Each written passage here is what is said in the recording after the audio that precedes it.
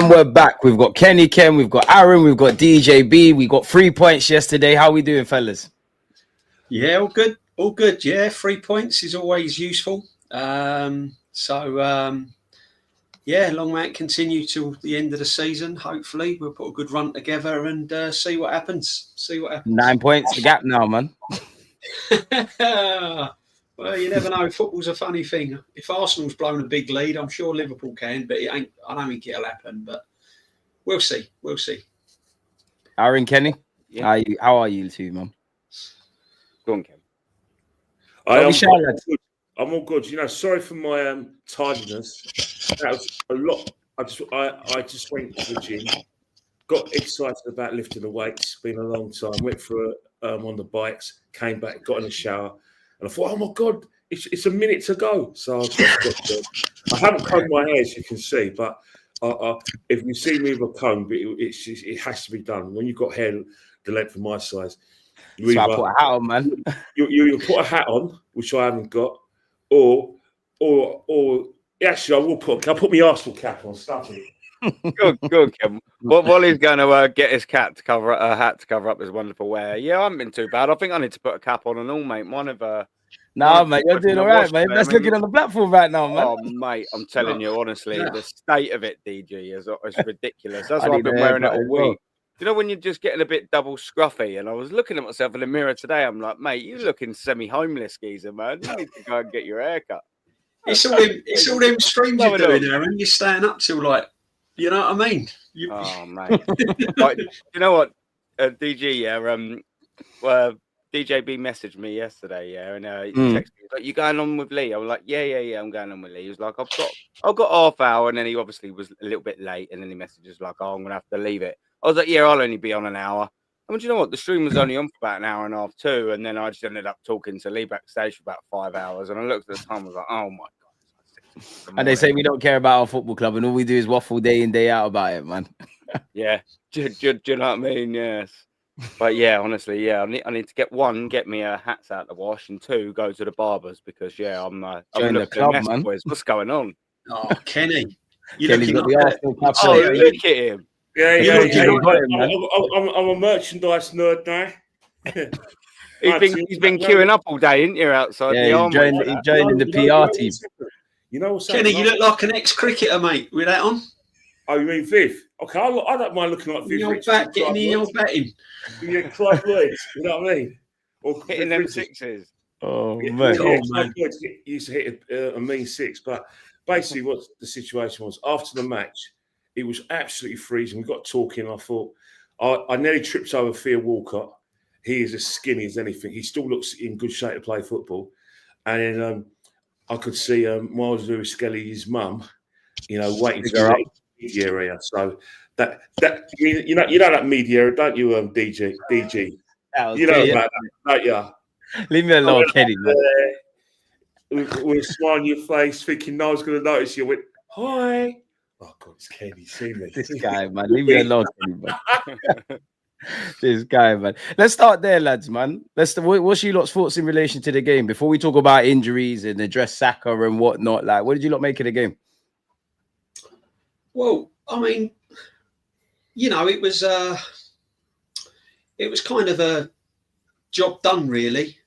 Quite impressive. I mean, we done what we had to do, really. I don't think Fulham really came to trouble us much. They lined up with 5 at the back. I think they tried to frustrate us, which I was quite surprised with Fulham, really, because I don't understand why a lot of teams do that now, especially while they're, challenging for European places and knowing that we haven't got an out-and-out striker.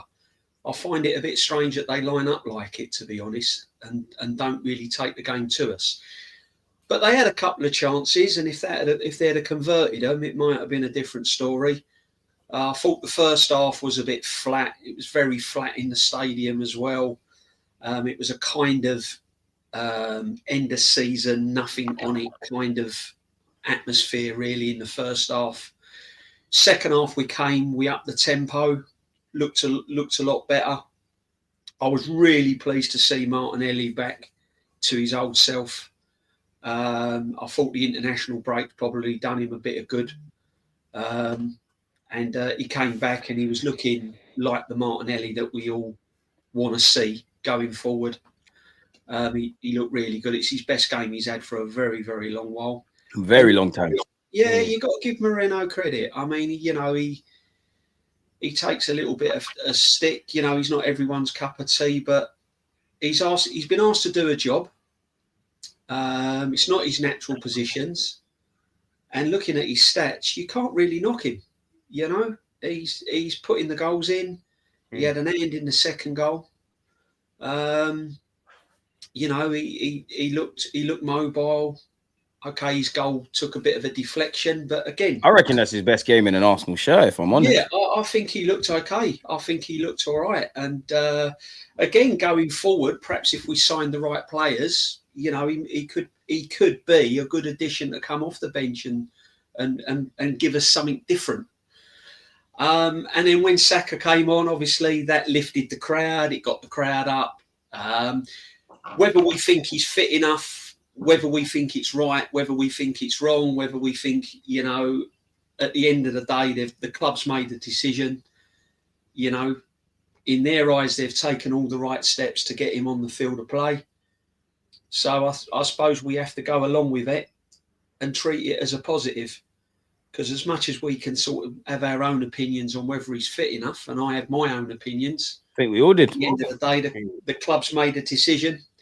And he came on, got his goal, which is going to give him a bag of confidence going forward. But it's just another one thing after the other, which we'll probably get onto later on. You know, it's but overall, job done. 2-1. Fulham didn't really fret. There were some good individual performances. I think Skelly again looked really good. I think he's making that left back his own. So yeah. Hopefully, we can just keep plugging away and see what happens, my friend. That's all we can do. Yeah, Aaron Kenny.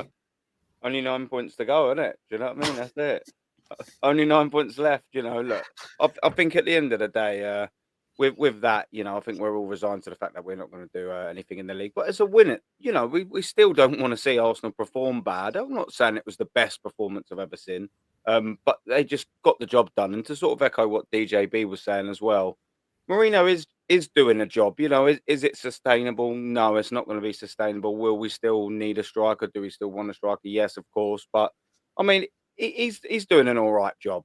He's doing his sort of job there, and you know, he's scoring some goals. Yeah, you know, I mean, if you'd have said to me, would he have got 5? Is it? He's got 5 or 6, maybe 5, 6 in like 8 games. Quite a good run of form, to be fair. You know, so you've got to give, and we probably as fans don't get the credit for this, but we're happy to give credit where credit's due. You know, fair dues to him. Look, I would have said he'd probably got 2, 3. You know, he's put okay numbers up, so I'm quite happy with that. Of course, going into the Saka thing, I see him try to beat his man a couple of times. Look, and it didn't quite come off for him. He's been out for a little while, so that's all going to come back. You know, his goal was sort of poacher-esque sort of finish. Like DJB said, again, you know, that will do his confidence a world of good more than sort of anything. You know, it's a little run out for him, a little half hour. Will it be enough for Madrid really for a game of that intensity to start? It's still not soon enough for me. But you know, again, we don't want him. He's going to come back. He's back. We don't want him to get a setback, and he didn't yesterday, as far as we know. So again, you know, it's sort of all good on that front. And keeping with the positive. See, look, we can be positive, everyone. Martinelli, yeah, we can be. Well, you know, when we want Martinelli, yeah, this is the type of performance we have been crying out for him. You know, he was beating his man, and he was making good decisions in the box. And he weren't just making good decisions; he was actually having some final third cutting edge to him. You know, that nice little flick for the goal. That's sort of what we were seeing. You know, I wish he could stay on side. Exactly. Yeah. You know, that's sort of what you want. And I just want him to follow that up now, Martinelli. You know, it's a tricky away game at Everton. You know, that's a very difficult place. Nasty. But, you know, it is. Yeah, exactly right. And that's going to be a battle. And that's going to be quite interesting as well for Bukayo Saka, because are they going to try and give him maybe more minutes? Are they going to start him? Are they going to give him maybe a half and maybe another 30 minutes? Sort of, who knows? But that'll be quite an interesting game. But for Martinelli in there, you know, it's all about, right, you've had a good game against Fulham. Now follow it up. get some momentum into that round, the Real Madrid game, because that's the one, isn't it, boys? We all know for our season. So we got to play for. Exactly right, and I'm just thinking, right, Saka, get yourself a bit of confidence going up to that game now. Then, Martinelli, get yourself a good bit of rhythm. Beat your man, go into there with a bit of confidence, get another goal maybe, or the winner against Everton. Kivior looks a little bit shaky when you come in. He's not for me. He's not for Arteta really. As soon as he signed him, he's never really fancied him. But I'm he's sure not good we'll enough. talk about that. Yeah, exactly right. And I know that's the section we will sort of get into, so I won't say too much on that. But yeah, Miles Lewis-Skelly was looking good. Overall, look, it's a shame we're in a sort of situation where it almost doesn't really matter if we get 3 points, frustratingly, because 5th place is, of course, Champions League still this season, and we're not going to finish 6th. But it's a win, it's momentum, some good performances in there, and we just want to see it carry over to Everton, and then obviously see what overspills to the Real Madrid game, man. Facts. Kenny, before I ask a question in relation to Saka, what have you got to say on the game? Well, first and foremost, it's just as the guys described. The first half was really bad. It was like Chelsea-esque in terms of the way we were playing, the way Fulham started, and the kind of sloppiness in our game. And what a lot of people were talking about was the slow build-up of how we played. And Fulham started off pretty comfortably, and then after 15 minutes, they just went in their shells. And I think it's the way football's played these days. It's not an attractive watch for any football fan. It's all about systems and all that. It's a system-based game. It was awful to watch. We got a goal, and as I said, credit to Marino, because at the end of the day, he's a player that I've always going to respect because of the fact that he's not a big name. He gives everything for the club, and he gives his best. He gives his best, and he has improved as time goes on. He's put his hand up. He's scoring goals, which is what you want. In terms of like the second half, I think when we up the tempo a lot more, that's when we started to open Fulham up and started to play a bit better. And obviously, the key moment was obviously in the second half was Martinelli's performance. I thought Martinelli was back to the Martinelli of before. Whether he does that consistently, time will tell. That's but at least he's doing Martinelli-esque things, like trying to hit the box, trying to draw defenders, trying to take them on again. Looking confident above everything. Yeah, and what he's added to his game is his crossing and final ball was brilliant yesterday, and his assist for the goal, for Saka's goal, was brilliant. Saka watch, obviously, when Saka came on, we're all going to do a Saka watch. We'll talk about that in more depth. But he got his goal, and as everyone says in the stadium, the whole stadium was lifted. It was like it was like a massive improvement in the atmosphere when he was coming on, and I think maybe fans, even when he was warming up and his name was announced as well. Really, the biggest disappointment was fans did stay away yesterday. There was tickets to win on general sale. The atmosphere wasn't the greatest. Perhaps we're all saving it up for next Tuesday. The only demerit mark as well defensively is that in the second half of games, Lewis-Skelly does go walkies, and he went walkies. Arteta needed to bring on Tierney for me, man. Yeah. Like, you could see he was just young subs. We know he's not a left back. We know he's filling in, and he does a very good job. In the second half, he does lose concentration. And Fulham had a couple of chances. Obviously, they got their goal in injury time, and they had another chance afterwards again when him and Gabriel Martinelli went walkies. And the striker missed the sitter as well. One thing you have to remember as well, Fulham did have a couple of chances in the second half because we gave the ball away quite a bit. Declan Rice was involved in one, and I know on the right-hand side as well, Timber went walkies, and they got a couple of good chances. But apart from that, we showed we were better than Fulham, and that's why we won ultimately. But there's so many things that we need to discuss going into Madrid, because obviously the bullet point is injury to Gabriel Magalhaes, injury to Timber. These are the bullet points. White weren't even in the squad. And obviously, with further depth is what do you do with Saka in a game of this magnitude, and obviously what team do you play at Goodison Park? I think we got some good talking points, man. Do you not think Martinelli meant it before we move on? I think he did. Go on. Me personally, I think he's tried to flick it towards goal, to be honest. Yeah. I think he's tried to get something on it towards goal, and it's just come off the top of his foot and gone to the far post. But I'm gonna have my football head on here rather than my Arsenal head. I think he got fortunate, and I don't think he meant it personally. You know, it's DJB. He was having that kind of game where he was playing well. That I think even the like the flicks were going his way. I mean, before the goal, there was a bit of skill where he just absolutely. Oh, he sat his fullback down. He sat his fullback down with quick feet, where he sort of bent his toes and bent his foot and deceived his direct opponent. So that might have evolved, but and that's the thing. Unfortunately, we haven't seen it this season. That's why we're still veering towards the side of, you know what, if there's a sacrifice to be made, he's the man to be sacrificed. Do you know what? Getting paid 180 grand a week. Yeah, no, DG. Do you know what I was going to say about Martinelli? Go on. Are we going to see the old Martinelli for the rest of the season because he might have got wind that he may be one of the players that could be exiting the club? And these players tend to, and these players tend to kind of go in the shop window. Yeah. And it's like Thomas Partey last year of his deal playing out of his skin. You never know, you could. But this is what I'm past trying to say. You boys remember it when. So you don't know, do you? It could be. You remember it when Theo Walcott, he used to always have an absolute belter, and Thomas Rosicky, they'd just go insane, wouldn't they? You know, it was just Nene as well. Play out their skin, sign a new deal. You don't really see them again. I'm thinking that you're going to start turning it on there because you may be one of the players that could be exiting, you know, and we don't, and he's looking for a big move, and rightly so. You know, that's off to him. If he's got wind that he could be exiting the club, then I wish him all the best. But if he's going to show form like that, obviously I want him to stay.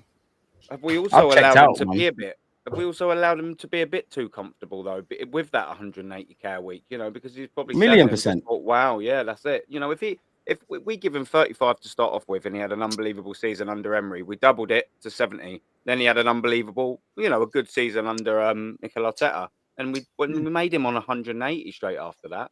You look at the wages. He's on 180 grand, and like he's gonna have to need a new deal. We're gonna have to make a decision. Do you know what? It's harsh with Martinelli for me because it's hard not to like him. I think his attitude's good. I think he works his socks off. I think he loves the club.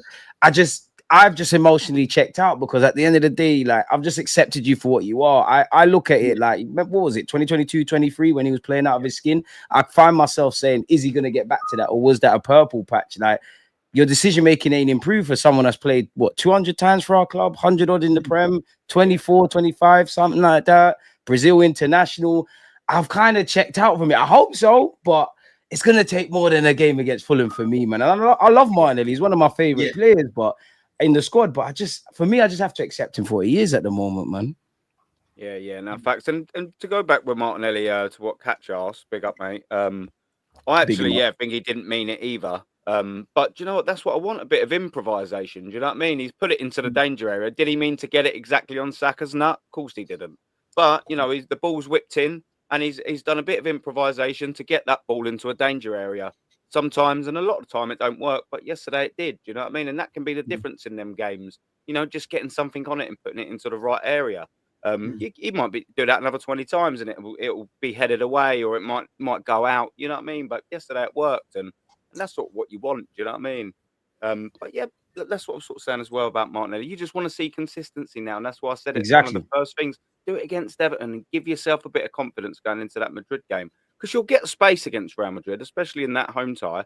You'll get a bit of space, and you just want him to do something with it.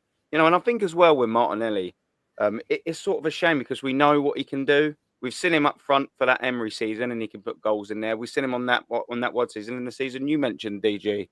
And it's just frustrating that we haven't seen it since, because you think, wow, they're somewhere there is a really good player bursting to come out, and he just hasn't been able to do it, has he, man?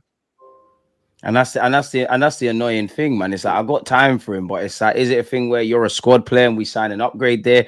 Speaking of wingers, though, I do want to speak about Saka. Like, do us four, because we're all in agreement that, you know what, right off the season, blah blah blah. There is an element of rustiness from Saka, but I can't lie. I think he looked a lot sharper than I would have thought. Like, do we just have to hold that L? Like, was we wrong about this? Like, is there no concerns anymore with Bukayo? Exactly, he's never left. Yeah, I think time will tell. I think time will tell, DG. You know, it's early days. He's just come off the bench. You know, he looked fit and raring to go, like the club's been saying. And we've all had our own opinions on whether it's too early and whether we should be rushing him back, whether we should keep him out for the end of the season.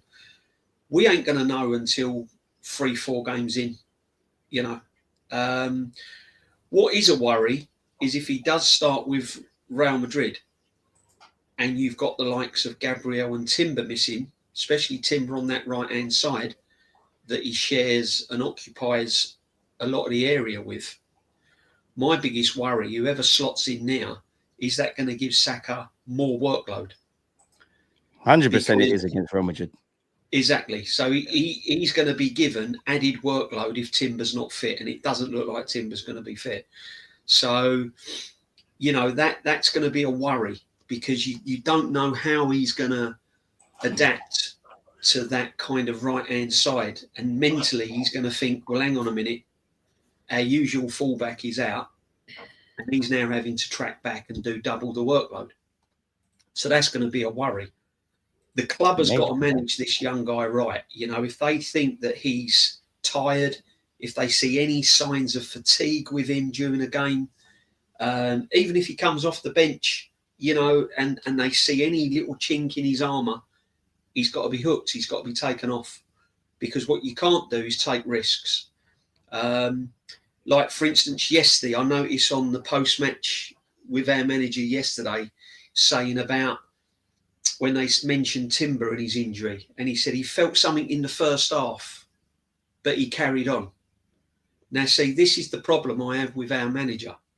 That was just like the ACL injury Timber had. If he has felt something in the first half, and you know you've got Real Madrid the following week, he should not have come out for the second half. You know, he should have been on the bench. He should have been on the physio table, rested, not played. But again, he brings him out in the second half. He lets him play pretty much the whole game, knowing in the first half he wasn't right.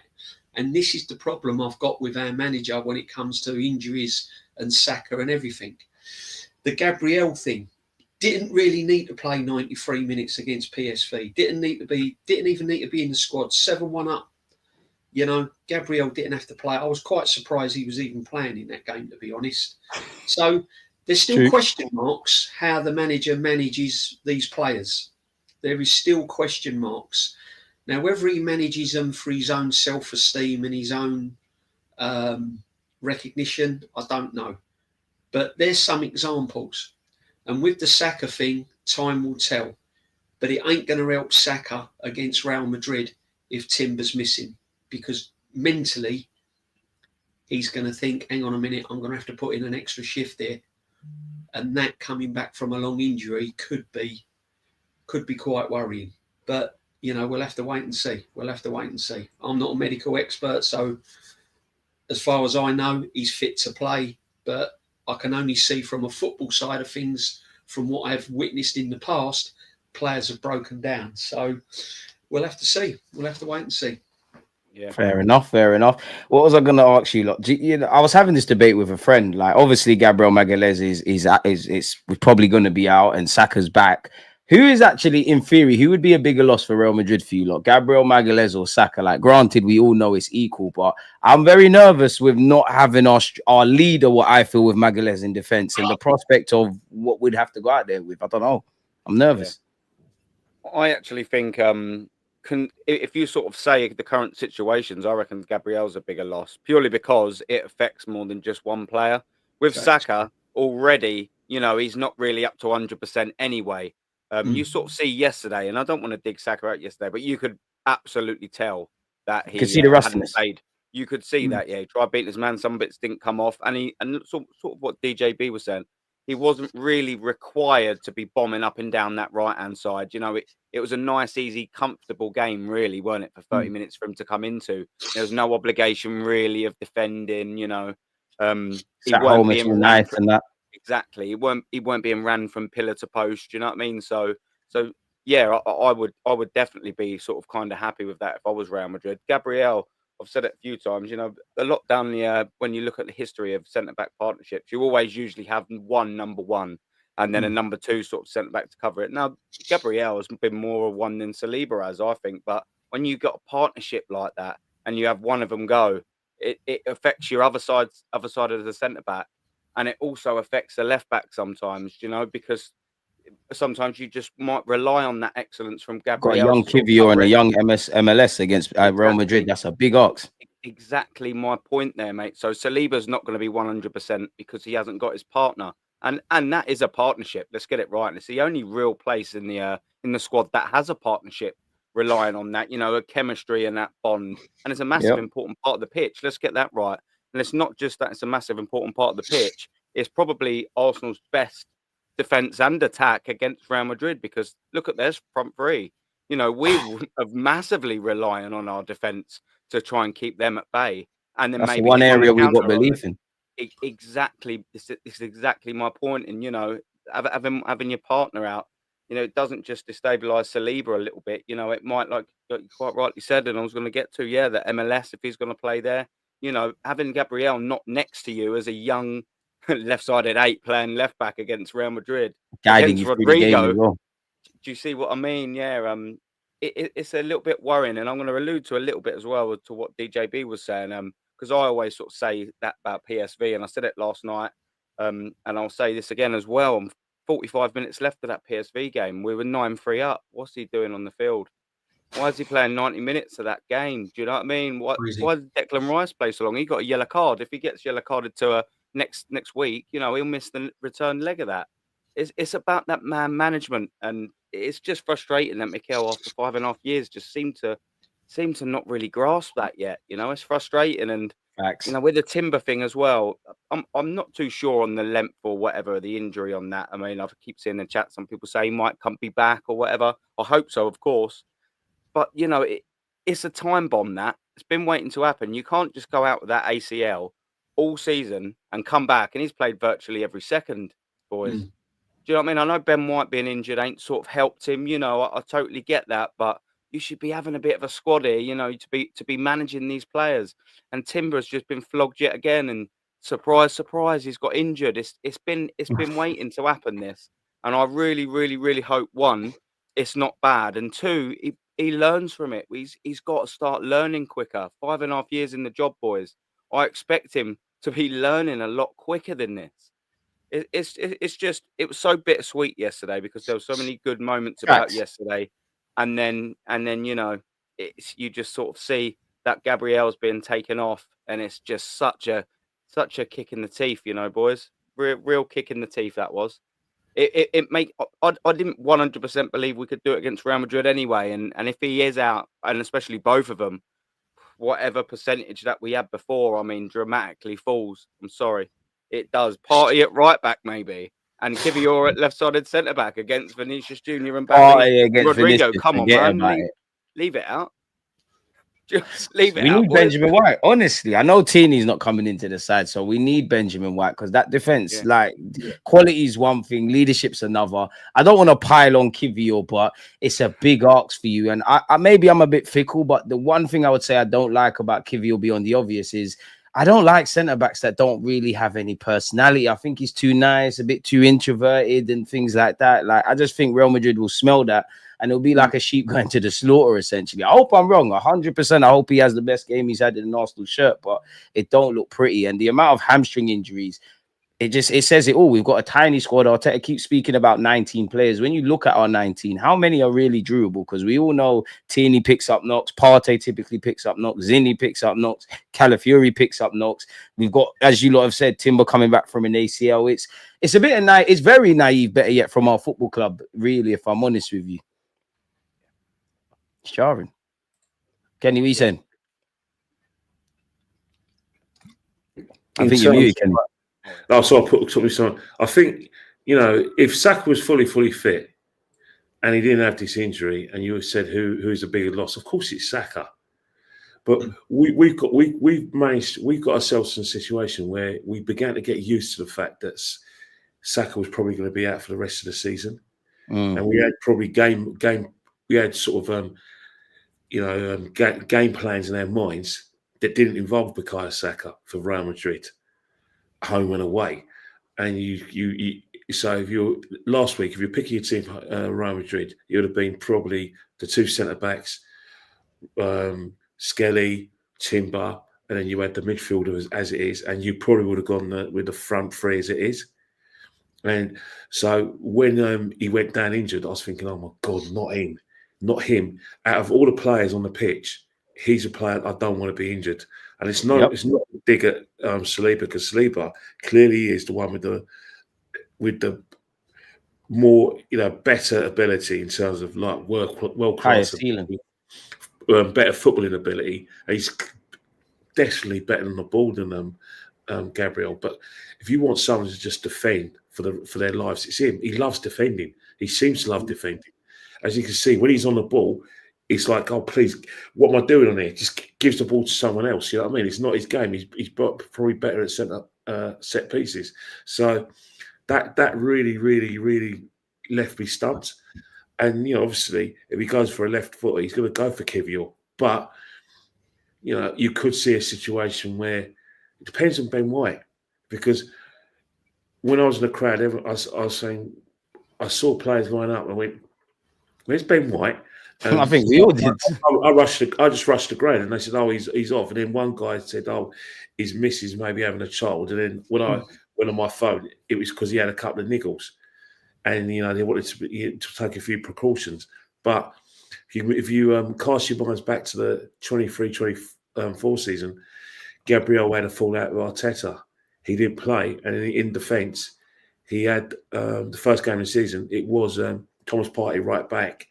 And in defence, it was Ben White and Saliba together. So that could be the pairing for Real Madrid.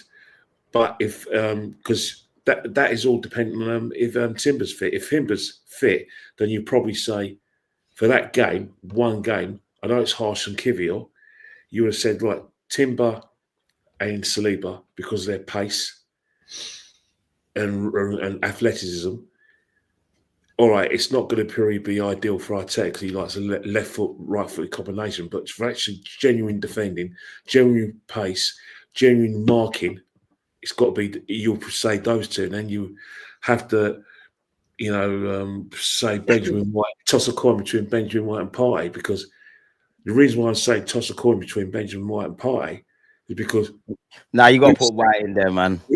We've seen, even if Benjamin White is fit, or even semi-fit, for some reason he says, whatever happens, I need my man on the field, be it right back or his right position, number 6. He just seems to be, you know, have this sort of party.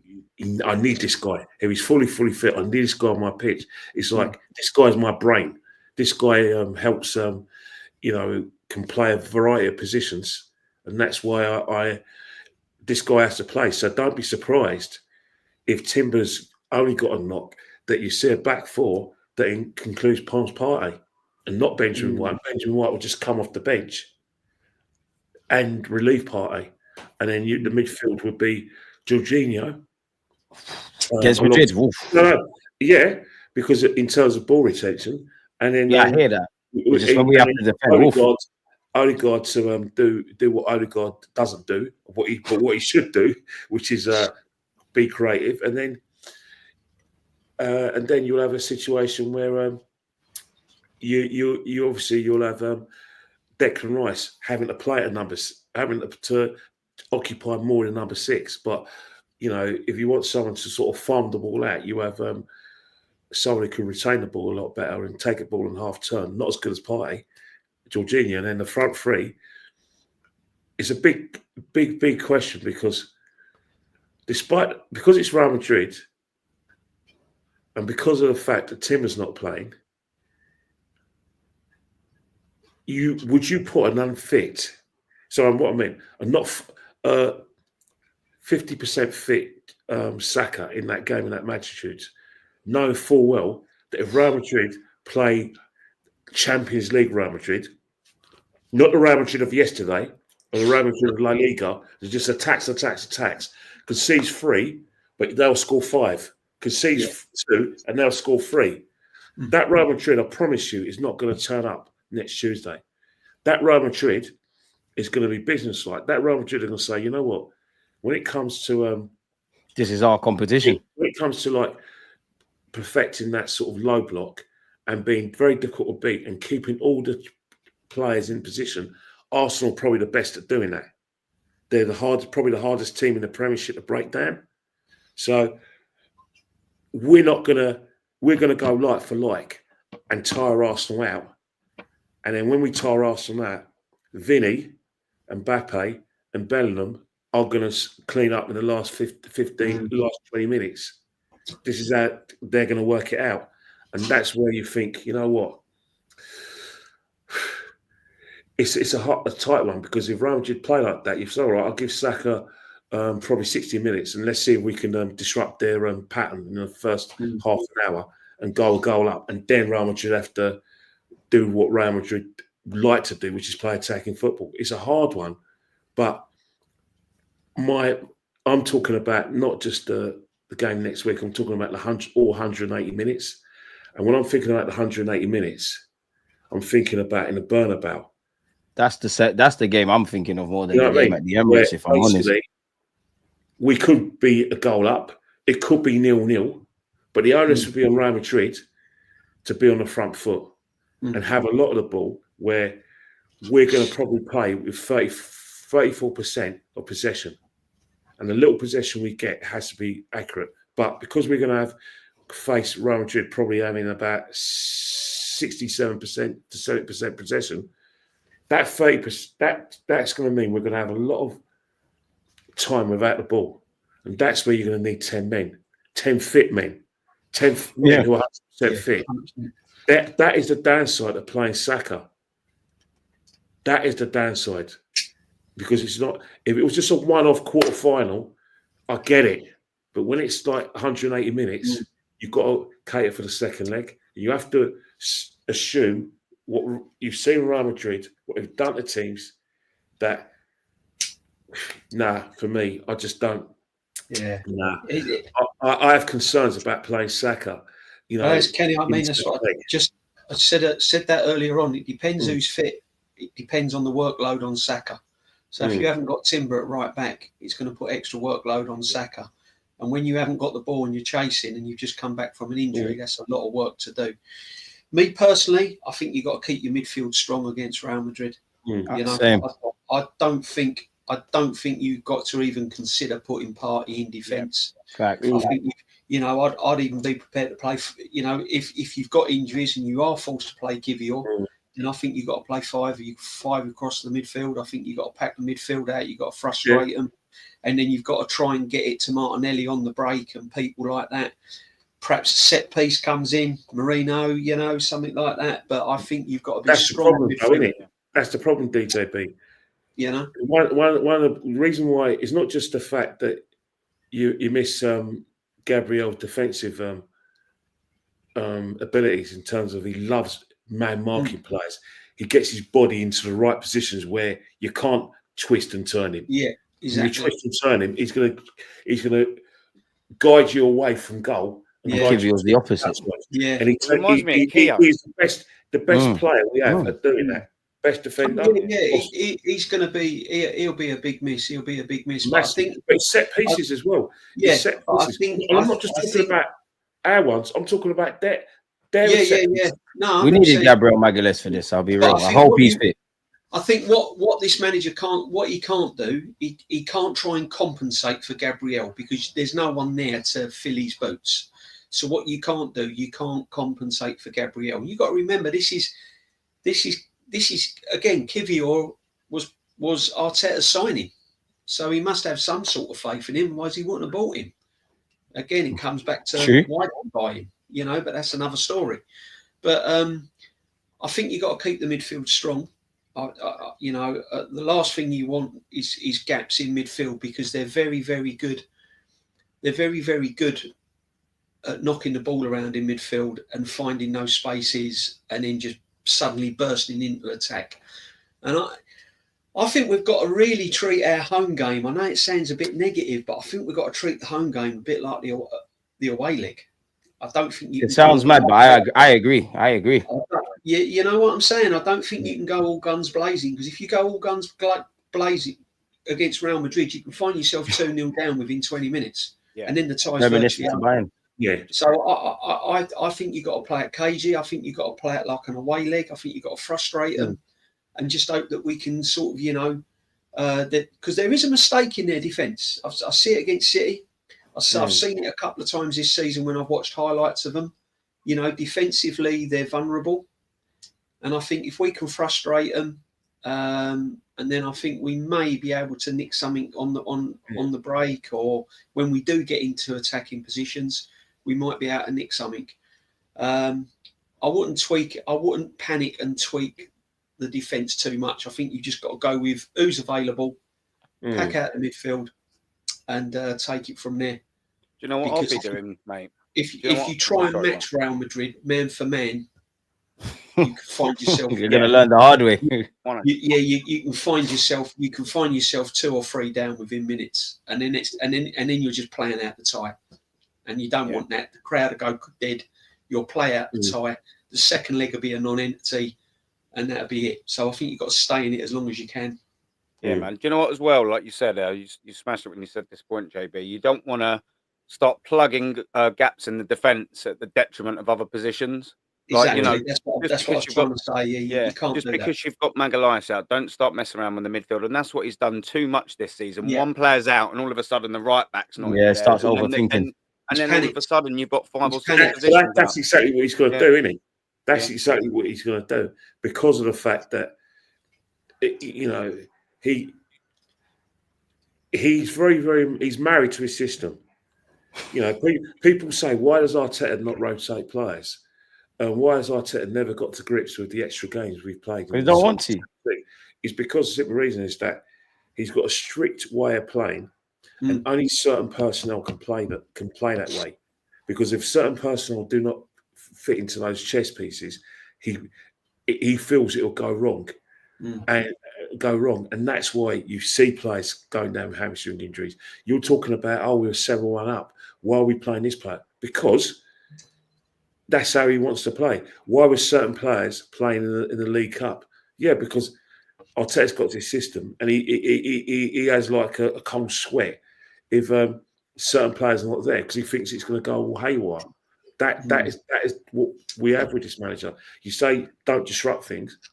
Well, but this is his plan B is maybe, even if he doesn't have his favoured players, certain players have to play no matter what.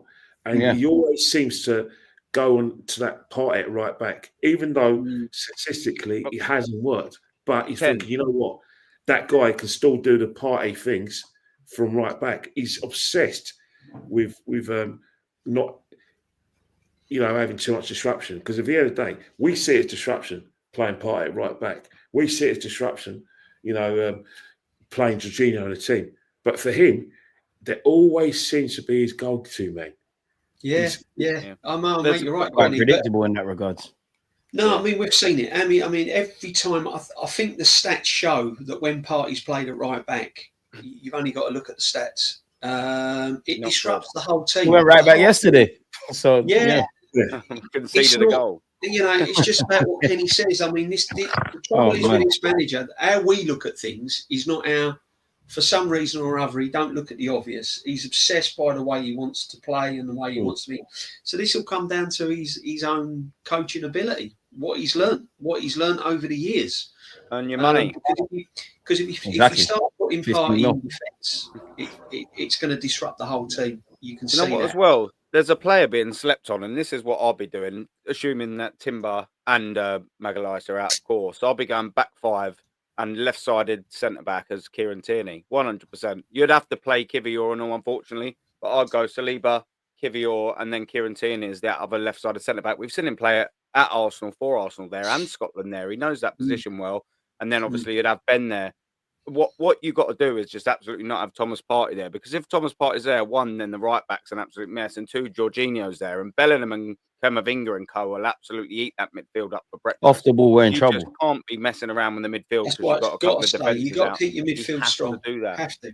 And I just think as well, going with that back five and having Tierney there who can actually defend, might be able to give Kivior a little bit of help. He'll have Saliba and coach him through the game, and Saliba and Tierney either side of him, Kivior. So hopefully, the lack of aerial ability that he has got, and the bit of lack of defensive sort of ability. You've got a couple of players more around you. Do you know what I mean? As opposed to just going with Kivior and Saliba. I'm seeing a big hole there. Whereas if you do have a Kieran Tierney and a Saliba either side of him, maybe that's sort of out. Yeah. And then he's got to keep Thomas Partey and Declan Rice in that midfield. He has to keep them there.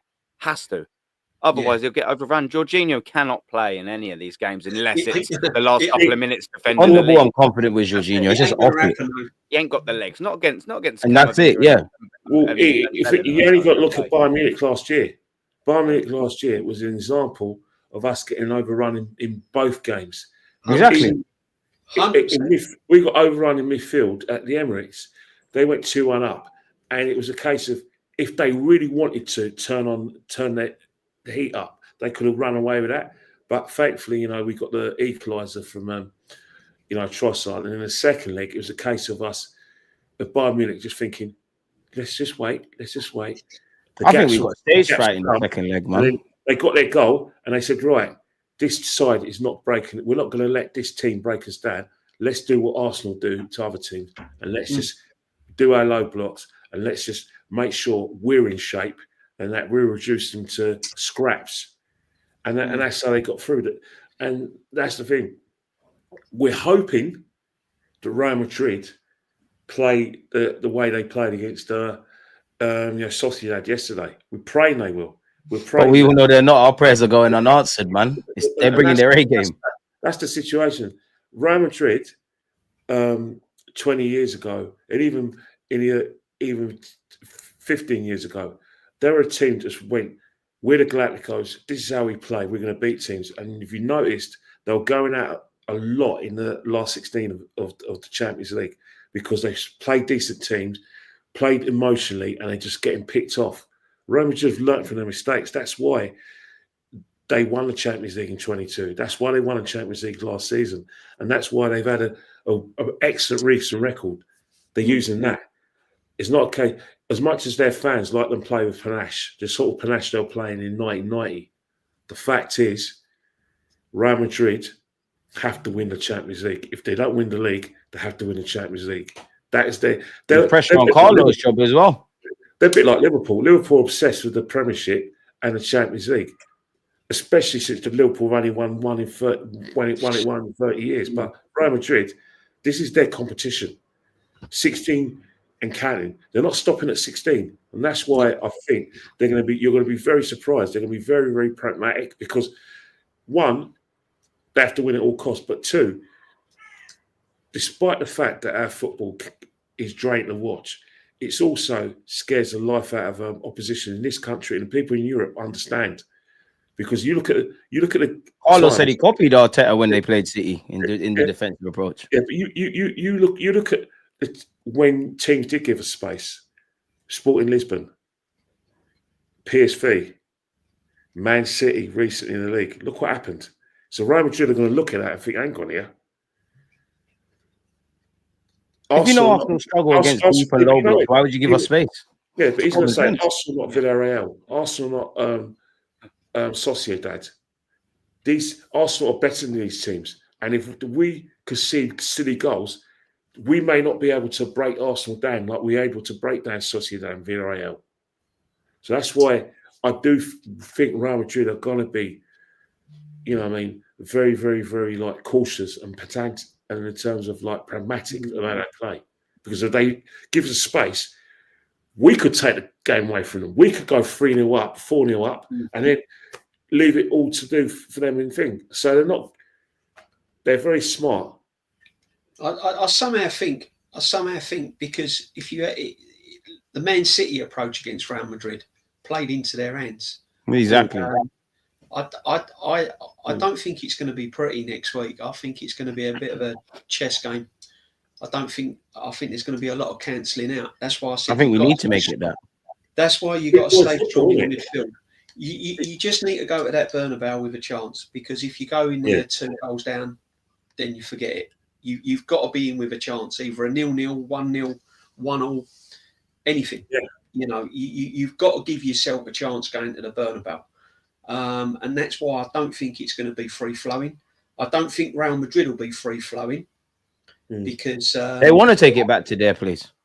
They'll want to take it back. 0-0 to them is a victory because they know how strong they are at home.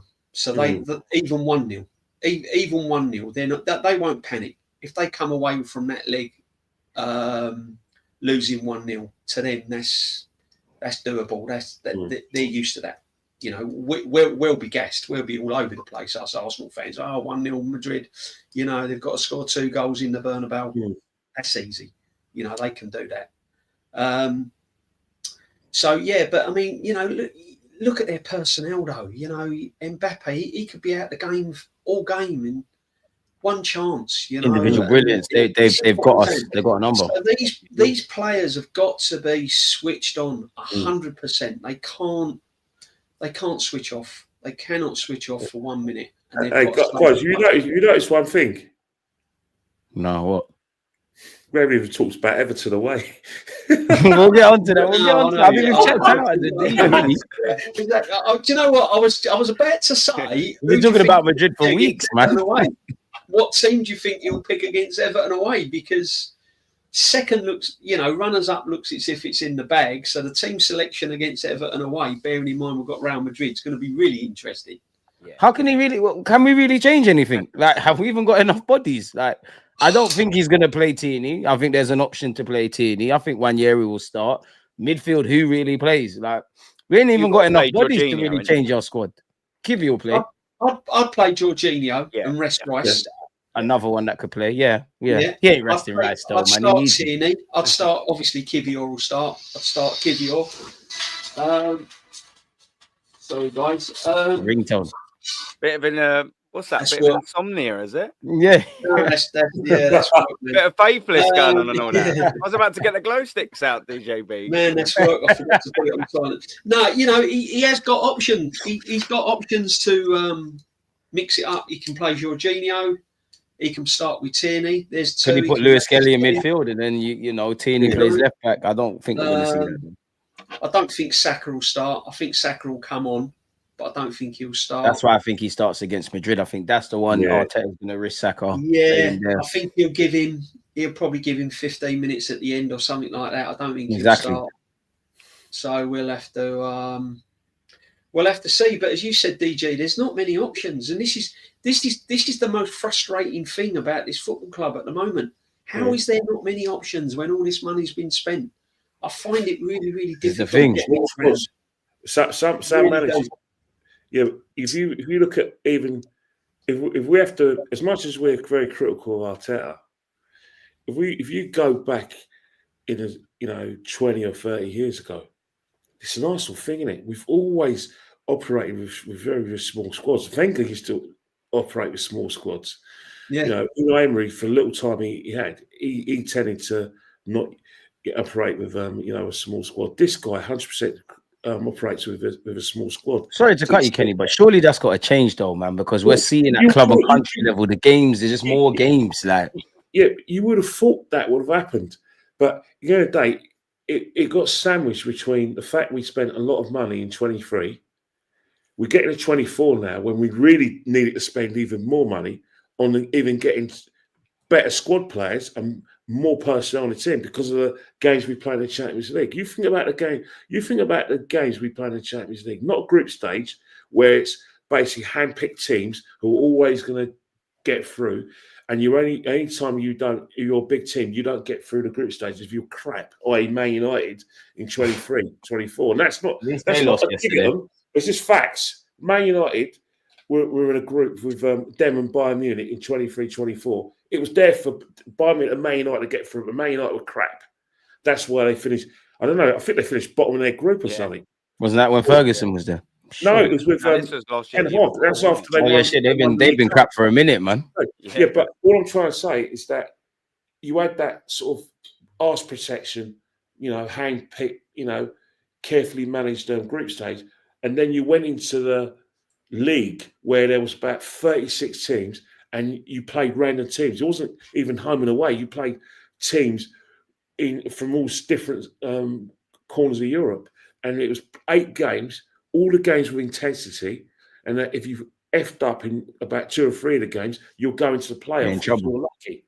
So all those games had intensity, and we needed better squad players, and we needed more personnel. But because we were hamstrung by the money we spent the year before, we were French connectioned, and then it told. And this manager, with his small squad, and with his very rigid system, and then his very rigid mindset when it comes to only certain players can play in certain games. The same players are playing all these games with intensity. And then let's not forget the League Cup games were intense as well, because we got further into the competition. Is there any wonder we got hamstring injuries, repeated injuries to Timber, a long-term injury to even the sub, which i.e. Jesus? Small squad, overplaying players. It quaits, isn't it? The thing is, as well, with that, when one of them gets that front three all hamstring injuries at one stage, you think, well, you've got such a small squad, no one to come on. One gets injured, so then you have to play them 2 a lot more. What happens? They get injured because you've played them more. That's another one down. What happens to that geezer then? Oh yeah, he's overplayed even more, so he gets an injury. It's that vicious little circle where you think, to be fair, if you've only got a small squad, they've got to stay fit. We've gambled on it, massively gambled, and this is the frustrating thing. Look, we sold 4 players. And that I'll mention now in the summer. 2 of them we loaned out, to be fair. And I agreed with the sales of ESR. It's a shame, but I accepted that we needed to move on. We got one year we ran rings around him yesterday, but go on, Aaron. Man. Yeah, do you know what I mean? Yeah, it's a bit of a sentimental thing, you know what I mean, with ESR. But I understood we needed to move past him. Big up Famzo TV, mate. I understood we needed to move past him. Also, as well as that, Eddie, we needed to move past him. We let Fabio Vieira go out on loan. He weren't doing the business, and Nelson weren't quite doing the business. But you've let 4 attacking-minded players go there, and in a short squad anyway. And we knew we needed attackers before we let them. And we want to compete for 4 trophies. Exactly, and the fact that we didn't even sign one, we needed bodies up top. Anyway, let alone letting 4 squad members go. Like I said, I appreciate that. All 4 of them didn't need to sort of go out the door, but for crying out loud, I mean, get 1 in at least. And that was the frustrating thing about it. If you are going to sign your Marinos and you're going to sign the Calafiores, whatever. But I mean, we needed to complement them signings with a striker, and quality and quantity. At least one of them. Do you know what I mean? And it adds to the point that was basically sort of making. That's 4 less players. I wonder. You'll never know. But I wonder if Jesus, Havertz, and Martinelli and Saka would have all been injured at the same time if we'd have been able to rotate them with Eddie and Ketia, with ESR. With Nelson and Fabio Vieira. Mad to say, but I agree. We won't know. We don't know at the end of the day. We really don't. But the likeliness of them repeated hamstring injuries surely would have been lessened if you'd had more rotation in the squad. And as we've said, he's also signed off on all of these sales, and he's also not brought anyone in. And that Arteta has got to hold that a little bit, Even Aaron, to back up your point, the last 2 prior seasons as well. It's not just this season. It sounds fucked to say, but I think these players are kind of old. We know Ben White's been playing with injuries. We've asked the questions about Saka and Havertz and Martinelli. And the thing for me is 4 hamstring injuries. It was predictable at some point, to be fair. We've got a tiny squad. Tiny. Well, that's in Berta's intro. That's in Berta's intro. And it's a learning experience for the team. We know that.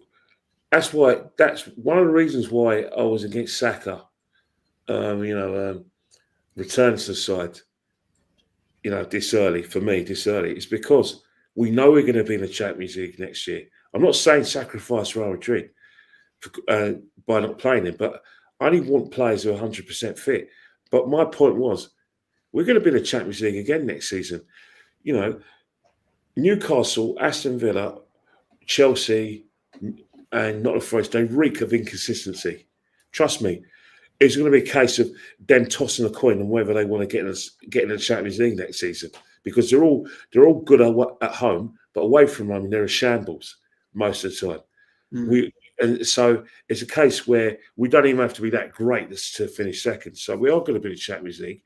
A fully fit Saka has got an opportunity again to have a go at this competition where he'll be fully fit. We're going to know more about the Championship. You think about it, 2 quarterfinals in a row could be. We don't know what's going to happen this year, but let's assume it's 2 quarterfinals in a row. We could go that much, 2 better, get to the final because we've got greater experience. And then Saka's got a World Cup as well, which is the pinnacle of any players, especially now we've got a new coach and a better coach than Southgate. I just think it's a massive sacrifice for his career because of the Champions League. Real Madrid will come again. And I just think exactly. No, but alluding to this is why this summer window is just so key. It really is key. I mean, last season was key, but this summer window is even bigger. What do you lot think of this on screen, man? DJB carry on, but like even the manager said we need to increase our depth and quality and be excited and all that. But I know the manager's coming out and saying this now, but this is what he should have been looking at last season when we finished 2 points behind Man City. Exactly. Knowing that the Champions League had a new format. You know, the Champions League, there's a new format in the Champions League, so that was more demanding. You know, you had to go till the bitter end to see if you qualified. I mean, there was one stage in the Champions League where, you know, about 6 or 7 teams could have avoided a playoff. Exactly. You know? So that he knew the Champions League was going to be demanding. He knew that this season in the Premiership was going to be demanding. So these are the things he should have been saying last season. You know, he's acting like once the horse has bolted. I mean, so true. This is where questions and this is where people doubt this manager's capability. Because what he's coming out with now should have been done last season, and then we should have added to this season if we'd have bought the quality last season. If we'd have gone out and got Gyökeres last season and we had this so-called war chest of money this season, we could have added to Gyökeres. He'd have already been at the club. So we could have then gone and got a Sesko. Then you'd have had Sesko and Gyökeres. Yeah? And you still got Havertz who can fill in positions of you like him or not. Exactly. And then still got Havertz. So this is what I'm trying to say. Can you imagine if we'd have done the right thing last season? So it's all right him saying this and getting all right, you know, again, the PR, getting all the fans on his side. This is what I want to do. We're going to look at quality. Well, he hasn't been looking at quality. That's why we haven't got a suitable backup for Gabriel. He hasn't signed quality. He hasn't signed the quality players to come in and back these players. So can Berta change that for you lot then? I think Berta's key. I think he's one of the biggest signings this club's made in many years. I think everyone I speak to, including myself, is saying that. I think this guy is probably a big signing for Arsenal. Just because he's not playing, obviously, just because he's not a player. As backroom staff, this guy is key because this is the guy that's going to iron out the mistakes that's been made previously. Speaking of mistakes, you can see the wages. Wages. You can see the mistakes that have been made previously. That is why we're scratching our heads, thinking, "Oh my God!" This is why we panic when players get injured. The money he's had to spend in the years gone by, if he'd have spent it in the summer window properly, then we would not be scratching our head thinking, "Oh, Gabriel's injured. Who are we going to put in? Who are we going to put in?" Oh, he needs help. Yeah. Oh, Jesus is injured. Who are we going to put in? Oh, this one's injured. Who are we going to put in? You know, we're still weak in the midfield. I mean, can you imagine if Rice gets a long-term injury? God forbid. We're in trouble. This is what I'm trying to say. And that's my concern, DJB, as well, because I don't want to be the doomer of gloom and whatnot, but all the players that play a lot, Rice is one of them, and he's apart from the broken toe, he's been cool. And he plays internationally as well. He plays 90 minutes every game for England as well. So I'm getting back to when I see Arteta come out with these comments, I'm thinking, where was this last season? Why didn't you finish 2 points behind He Man must know City? something's happening because he's too bullish about next summer. Where's the quality that last season and the season before? Just a year wasted, isn't it? We've just wasted a year. Exactly. It's another year wasted. If we'd have done the right thing with the money we've got this year, with this guy coming in, Berta, we could have added to the quality if it had been done in the first place. Why do you not think we didn't do what we needed to do last year? Because personally, for me, I think it's a twofold. I think there's too many chefs in the kitchen. I think Arteta wanted to do certain things. Eddie wanted to do certain things. I think the Kroenke said, you know what? Here's your budget. But at the same time, I think we've spent a lot of money and we're second, but I haven't seen enough bang for my buck. I'm kind of tightening the purse strings and you need to get outgoings. But where are you lot on that? Before we let Kenny or Adam come in, my personal opinion is you had two inexperienced people from the start. You had Edu and Arteta with no experience in this field of signing players at all. And I think it was the blind leading the blind. And I personally think that we got what we deserved, really. We had two rookies dealing with big signings and they weren't capable of doing it. And this is where we're at. Yeah, no, facts, man. Do you know what as well? There was I know DG's just doing something very quick, but when he comes back, if you can hear me, mate, put his slide a little back. So I think there was one thing that he said, be excited about the summer. Where have we heard that before? You know what I mean? We heard that about 2 or 3 summers back about all this sort of be excited and all of that. I'm sick of hearing about, beforehand, I'll be excited about what's to come. I want to be very pleased and happy and excited after the window. On September the 1st, I want to be excited about all the signings that we made going into the league season. That's when I want to be excited, because I look round and Arsenal signed Mbeumo, Arsenal have signed Gyökeres, Arsenal's got a right-sided centre-back and a left-back. I want to look around and see, we've had actually a really good window. Yeah, that's it, man. Yeah, the one just before. I don't think it was the Gyökeres one. I think it was the one you just went to. Yeah, that's it. It's a very big transfer window. That's all well and good. Be excited. Deliver though. I'm fed up of it. Yeah, like I said, I want to be excited on September the 1st. When we've got 6 players in of absolute quality, and you're thinking, we might be looking good here. We didn't get it done for whatever reason. We didn't get it done, and we had that 80 million to spend, and I'd have bought Victor Gyökeres. Marino and the Calafiori. Yeah, you've been keen for the Victor Gyökeres thing, man. You're gonna get your wish if Ornstein's right. Well, go ahead. Yeah. When was this? Was this come out a couple of days ago? Was it that? A couple of days ago, 31st of March. So that's what, 2nd of April now. That's a couple of days, literally 2 days, 3 days ago. But just get it done. See, I keep sort of reading reports and things like that. I mean, he might be available for 60 or 70 million or whatever it is. My worry about this year, instead of paying the release clause of 85 million, is, strikers are in demand. They just are. Mad demand in today's day and age. That need it. And my worry is with Arsenal, when you look at the history of our negotiations, you can only look at last summer's transfer business. It took us 6 weeks to get Marino over the line. He had 1 year left on his deal. And look at the money he's been signed on, Aaron. You're right. Do you know what I mean? They wanted to sell him. He wanted to come to us. We wanted him. Why did it take 6 weeks? So the point. That's why I'm looking at Berta, because Edu looked like a rookie in that regards. Yeah. And the reason why I'm sort of tying that in with this Gyökeres deal is because if we sort of take too long signing him, someone's just going to come in.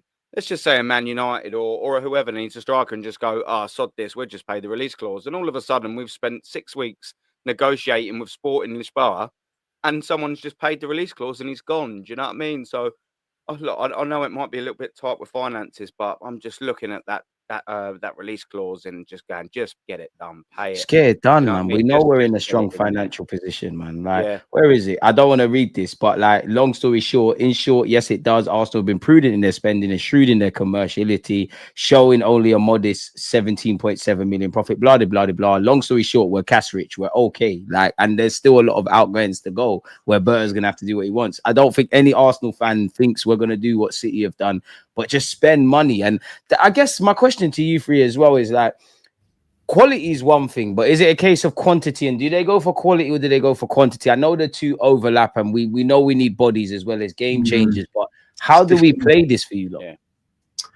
I personally think because we have gone too long now under this manager without a trophy, and he realizes that too. He's not silly. He knows he's got to start winning silverware at this football club. He knows He knows he's running his head.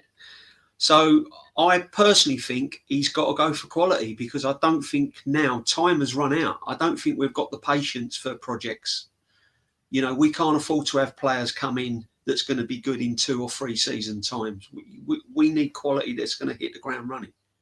You know, we ain't got time anymore now to nurture players and have your Sambi Lokongas come in and you.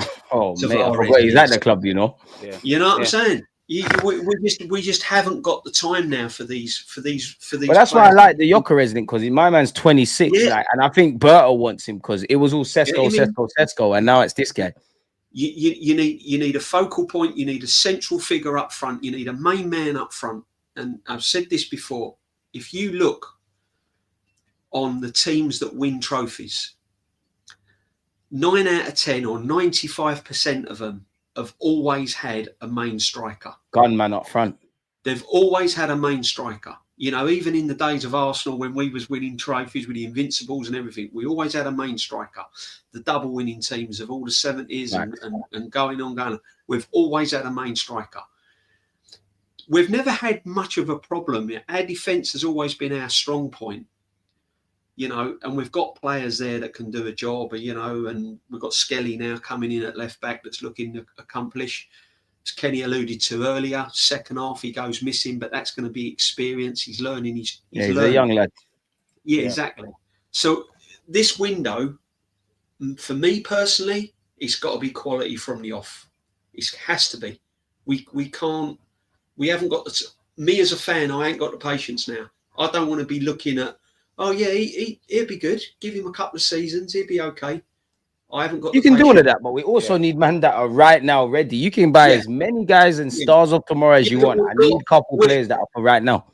But we've got our players learning. We've got Skelly from the academy. We've got Ranieri. We're already got players that are.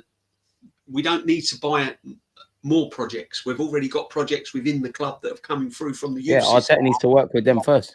Yeah, exactly. So deal with that. Let's get the quality in. Let's get this guy in Gyökeres. For me, that's the guy I want. I don't want Sesko. But as I said, I want both. Maybe I'm greedy. Yeah, we could have had both. If we'd have got this guy the last season, we could have gone for Sesko this season. Then you got 2. But you know. The fact that we didn't get this guy last season and the fact that we didn't get the Isaks from previous seasons, we've not been able to add to them. So now we're looking at just one. So that's Gyökeres, because you're not going to get... It's difficult because you're going to have to pay big money because there's going to be other clubs in for these players. And that's my thing. Go after this guy, go after that one, go after that one. But you see, if you don't get them, make sure you don't come and tell me we tried... powder dry. There's no opportunities. I don't want to hear that this year. No. And do it early. Get it done early.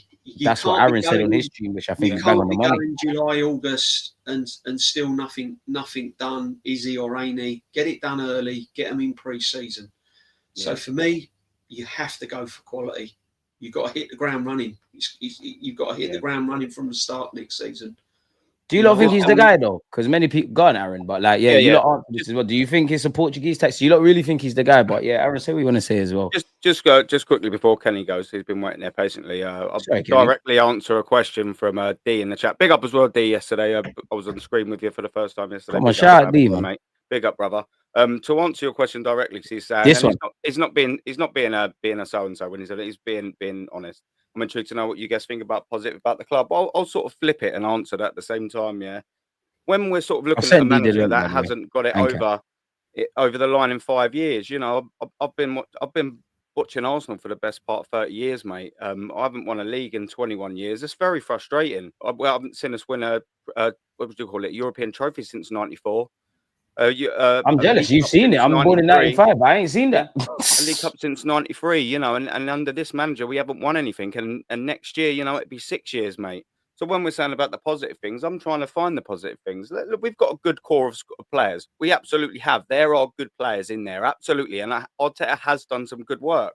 Let's just say for the year alone, we're trying to now find the positives. All right, that's cool. After 29 games, we're severely down in the amount of goals we've scored over the last 2 seasons. Our defence in numbers hasn't got any better. There's 2 things that aren't positive. These are facts, by the way, from PremierLeague.com. Our goal difference is miles off it from the last 2 seasons. Our points difference is miles off it from the last 2 seasons. This year's stagnation. Our gap between the last, between first and second place is miles off it from the last 2 seasons. So there's no progression or positivity there when you're looking at facts and statistics in the table. Our football has got worse. It's just as simple as that. I go every week. I'm a season ticket holder. I can see it with my eyes. The football is not as good. So there's not that many positive things. The transfers, if you're telling me you're finishing 2 points behind Manchester City last year and you think that trying to gazump them and going for a title charges by signing Mourinho and Calafiori, my friend, I'm sorry, that's mad, my brother. There's not that much positives. It's very frustrating. Look, do you really think that me, Kenny, DJB, and all of them boys are happy coming on here and berating this? I want to go down the boozer with my mates and walk in there with a bit of chest and a bit of geezer. You know what's fucked? Yeah, sorry to cut you, Aaron. You know what's fucked? Yeah, I don't think anybody here has said anything negative. But go on. Yeah, but do you know what I mean? Like, do you really think I'm going to harp about this on stream? The thing is when we're picking up, you're just bigging up Mourinho. Yeah, exactly. Yeah. You missed that one, Famzo, man. Come on. But yeah, we're sort of looking at it thinking, what was positive about this summer transfer window? What's positive about where we are in the league? What's positive about being humiliated against Newcastle? What's positive about not getting out the 4th round of the FA Cup in the last 5 years? What's positive about constantly being the bridesmaid in the squad? What's positive about Arteta's poor man management? Because he has. What's positive about the way he's assembled this team, about the time, about the money that he spent? I'm sitting there and think, I sort of get it, be positive, do all this and all that. I get it. That's a nice attitude to have.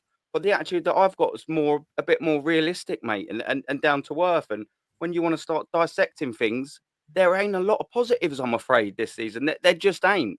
I wish I could be. I promise you. Sometimes I'm sick of my own voice. And I get fed up of saying the same old thing. But we're saying the same old thing. You're telling me I'm here waffling every day about Arsenal, bro. It's the same things that keep happening. That's why we keep saying it. Of course, I want us to go out there and have an absolute stormer. I want Mikel Arteta, anyone in the chat, I want Mikel Arteta to be our most successful Arsenal manager because that means Arsenal's successful. That's all I want, bro.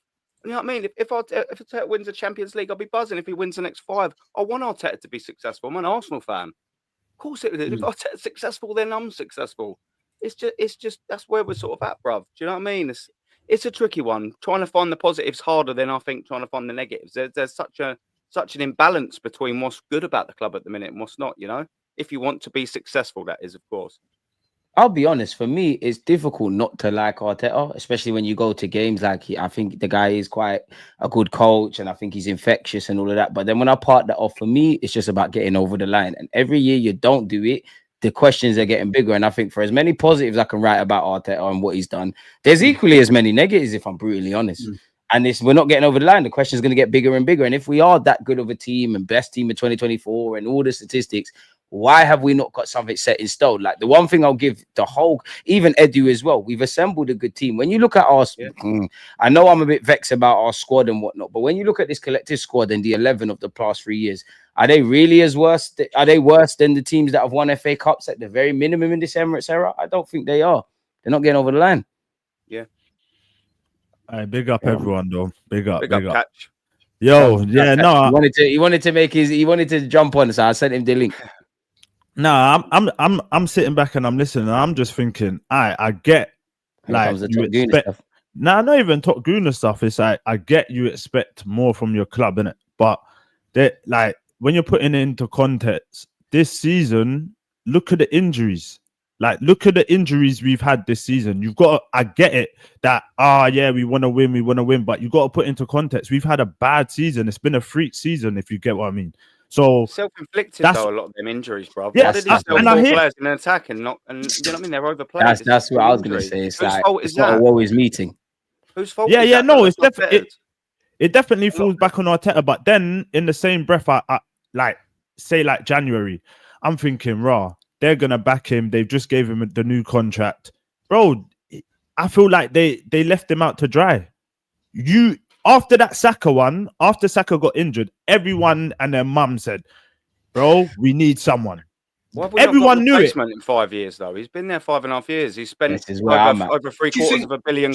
Why has he not signed an attacker or a right side winger? Do you think the board actually gave him the money in January to go out and buy something? Because this board has seen 750 million. He's had £750 million thrown at him, this manager, more than any other Arsenal manager, and he hasn't been successful with it. Do you think the board, along with Berta coming in, actually said can trust this manager to have any more money to spend? Yeah, without a sporting director in place, because we didn't have a sporting director in place in January. Do you think you as an owner, like, if you've given someone £750 million of your money and you've got no sporting director in place and you've not won any titles or you've not won any trophies, would you be willing to give this man more money? And the wages. But then when I'm second, yeah, we weren't far off Liverpool. I would have gave him, bro. We were so close. You know what I'm saying? It weren't like now. We were so close in the summer. So why didn't he go and do his business then? Why did he sign a defensive midfield player and a centre half player? Listen, I hear you. I can't answer every Arteta question, innit? But I'm just saying, these are the questions that have to be answered. That one, these are the flaws that come to light when trophies. Come help me, bro. This press is mad. I don't think it's pressure, to be fair. No, we all want the right thing for us. That's why I've got you all on the platform, because you'll speak sense. Yeah. I just think he didn't get, for how close he was to Liverpool in January, and then you give him a contract mid-season. It's like, bro, how do they not back him? You giving him that contract tells us that you believe in what he's doing. But what if they suggested in players equally? Yeah, like, because I this is actually my fault. I think Arteta begged for players, they said no, and I also think they suggested 1 or 2 players to Arteta, and because of kind of what Kenny's saying about Arteta is like a stickler about his tactics and that, he also said no, you can't really complain. I don't want to harp on about the Cronkies, but I could understand if the Cronkies sat there and said, you know, we've given you a lot of money, quote unquote. We're not seeing too much bang for our buck. Big up you for being second. Tighten the purse strings. We gave you a budget. End of the day, you bought Calafiori, you bought Marino. That's why I personally think there's not one single point of blame. I think everyone's just got to share the L's for where we're at. We're missing an opportunity we had. But, and again, though, people are asking for change. I know it's not mad change, but the up top's changed. We got to wait and see what Berta brings. You know what I'm saying? Like, there's been a bit of change. Obviously, it's not Arteta, but there has definitely been change. So I'm just gonna wait and see what Berta does and see if Berta kind of takes lead, innit? I hear that. Yeah. We'll have to wait and see. Sit down, guys. You good? Yeah, I'm all good. And last thing as well, like I said, when you come on, D. with the be excited thing, I totally get it. I ain't listening to none of that because, like you said, we've heard this seasons like, oh, be it. So I'm seeing is believing for me, with Arsenal right now. So exactly. I'm not getting excited right now. You know what? Yeah, I've been listening to the stream, innit? So obviously I've seen you lot a couple of times on a couple of weeks, yeah. So this is what I would say, yeah. If you lot were in charge of the club, would you sack Arteta? Yes. Oh, everyone else. Would everyone? Me personally, yeah. I think he's had his chance. I think he's had more than a chance. I think he's had 5 years. He's had a lot of money to spend. His in-game management has been not very good. Mm-hmm. The players he has bought, if you look at the players he's bought, I mean, we can go on and on and on. A long list of players who he's bought have not been good enough to play for Arsenal. So okay, so let me ask. For me personally, I think he's done a lot of good things, but I think, like everything in life, you reach your ceiling, and I think it's time to freshen things up. I think with a new sporting director coming in, with the money to spend and the sporting director coming in, I think it's time for a complete freshen up. And I think a new manager, new ideas, something different. Because what you've got to realise is as well, this manager is not prepared to change things. He's not prepared to change tactics. He's not prepared to say, for example, put Odegaard in an 8, play Ranieri in a 10. he's not prepared to try different things. So he just sticks to the same way, and players get bored with that. It needs fresh. Yeah. So for me, I think rip it up, start again, get someone in with more experience of winning trophies. All right, but hold on quickly. Hold on, D. Hold on. Wait. Let me just finish. Go on. So what I would say. So you said that you think Arteta's doing a good job, yeah? So no, I said I think he's done good things. I didn't say he's doing a good job. I think he's done good things, but I think his time has run out. Do you think he's doing a good job now, though? No. Sorry? Do you think he's doing a good job? If he wins the Champions League, he's done an excellent job. But if we go another season trophyless, then you've got to say he hasn't done a good job. So far, currently, right now, he's doing a bad job. Sorry? So far, currently, right now, he's doing a bad job as an Arsenal manager. He's doing a bad job. In the Premiership, definitely. We're 9 points behind Liverpool. If they win tonight, we're 12 points behind Liverpool. Effectively, our season was over by March. That's a bad job when you think this man's had all that money to spend. Okay, so you said he had 5 years, yeah? So you're basically saying that he's had 5 years and he hasn't basically won the league. That's basically the point, isn't it? I'm assuming. Well, he hasn't won a Premiership. He hasn't won an FA Cup. He won an FA Cup, but not really with his team. On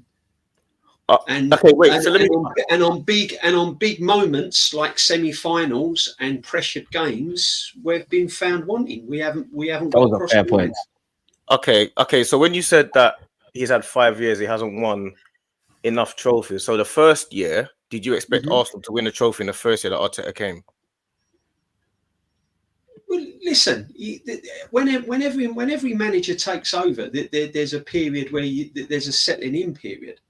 But then when he was like 8 points, 9 points clear of the Premiership, and he was already in place and well established, and he bottled and we didn't get over the line then.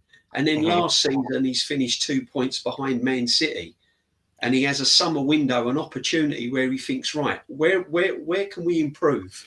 And then he goes and he doesn't sign a striker when we're finishing 2 points behind Man City. You have to question it. No, I agree with that. I agree with those points. I'm not saying he can't do it. I'm not saying he can't make mistakes. Yeah. I mean, the question was, would you change the manager? And I would change the manager. Yeah. No, I am, but I'm just trying to dissect. The reason why I'm saying that, because I'm saying for the first 2.5 years, I don't really judge him on that. I think how long do you give a manager at a club like Arsenal then? How long do I give a manager? It depends on what state we're in. The question is. It's hard for me to answer. What I'm saying is, what state do you think we're in when we've not won a Premiership, when we've not gone beyond the fourth round of an FA Cup? He's won the FA Cup, hasn't he? He's won it 5.5 years ago, though, mate. No, but when you say 5.5 years ago, this is what I'm saying. The point I'm making is because you said that he's won the FA Cup, but he wasn't his team. But so there's a caveat to it. But that caveat that you're using it against him for winning a trophy. So the next point. So he's won one trophy in 5 years. So how much longer then do you give him? Much longer do you give this manager then to get us over the line winning a Premiership? That's the point I'm making. The first 2.5 years, I didn't judge him based on having to win the league or the Champions League. I knew where we were. Right, so you're judging him now. You're judging him now. I'm judging him now, yeah. Last 3 years, they needed to be. And you think he's doing a good job. You trust this man, then say you think he's doing a good job. He's absolutely. How can he not be doing it? He had the opportunity to take us to the next level this summer, and he bought Calafiori and Mikel Marino, mate. And but that was behind than we have been since we finished fifth. He can make mistakes, can't he? He made mistakes. But he shouldn't be making these mistakes like that, mate. Like when we're talking about finishing he's had a lot of money. Come on, D, you can't be sitting there and going, right, we're 2 points behind Man City from last season. Everyone in their nan knows we need a striker, and what he does is he sells 4 attacking players and leaves our strikers absolutely hampered. Well, every player he sold, every player he sold, I wanted them gone.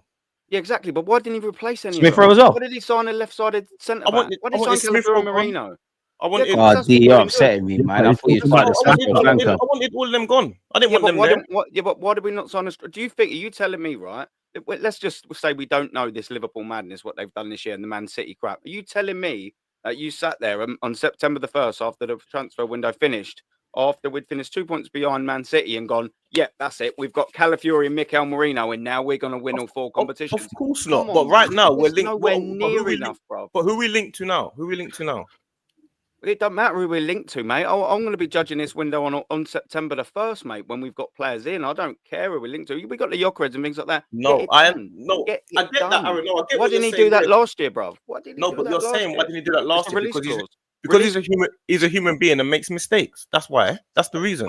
Yeah, he can make mistakes. Yeah, but I don't think what you're. Hold on. Don't make these kind of mistakes. In this scenario, the elite level coaches on £15 million a season, second highest paid manager in the world, do not make them kind of mistakes. He's an apprentice. Listen, he's just an overpaid apprentice. Like I said, we got that at Arsenal Football Club. No, but that's not standard. But why have we got an apprentice after 5.5 years? When's he going to pass his managerial course then? But that's not the point, though. 5.5 years. The point isn't whether or not he should be on 50 million a year, because we know he shouldn't be.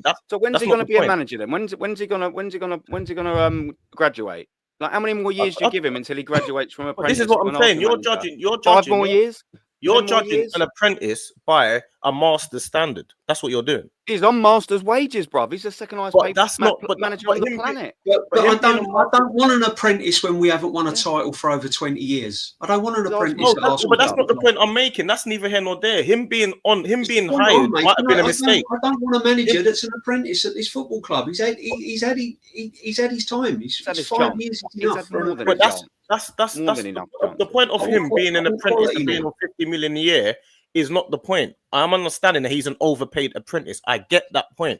But the point I'm making is you're saying that you don't want an apprentice at the club, but he's here, isn't he? So I'm saying you're saying to sack him for a masterful manager. But what masterful manager do you think guarantees to do a better job than Arteta? Allegri, I'd give Zidane a go. But that can that be a caveat to just, can we keep saying that about keeping Mikel Arteta? Allegri. You want Allegri at our club? Yeah, he said that. I didn't say that. I think they've got us over the line in the last couple of seasons. I want Allegri at our club, man. This is what I'm saying. We're just saying. But you're saying you want Arteta at the club. So I'm saying. Do you Arteta in or out then? I'm Arteta in, and the reason why you're saying is you want an inexperienced manager. Then that's what you're saying. No. What I'm saying is, so you want an apprentice at Arsenal Football Club. No. What I'm saying is, you are saying that. Literally, I'm going to give you an example of what I'm saying. The same reason why I want Arteta to stay is the same reason why I want Saka to stay. They're both young in their field. Saka's actually good at his job. He's one of the best in his positions. Arteta ain't, bro. You didn't let me finish. I'm saying. Cool. That's fair point. That's fair point. I ain't letting you finish. When Saka is a young player, we don't want to sell a young player that is not yet in his prime and go and succeed somewhere else. That's what we refuse to do. We did that for years. We lost all our best players when they were coming up to their prime and in their late 20s, early 30s. We lost it with Nasri, Fabregas, all of these guys that we started losing when they were coming into their own. Even players like Xhaka. When Xhaka becomes good, he then leaves. When Van Persie became good, he then leaves. Now, what do you think is going to happen this year if we don't win the Champions League? Again, the same exact thing. So the point that you're making there, my friend, is that, all their players get to their prime and then leave. They got to their prime and left because we didn't win anything. We haven't won anything in 5.5 years. What do you reckon that Saliba? How long do you think Saliba and Saka are going to stay at the club if we go on not winning anything? What everyone always says is your own arguments going against you there. It's not though, because everyone keeps saying how. It's not though, because my point is. Saliba, they're all in their prime, and they will leave this football club because we're not winning anything. I don't understand why people keep saying that. Everyone keeps saying these players are going to leave. So then the players are playing. They can win trophies as well, you know.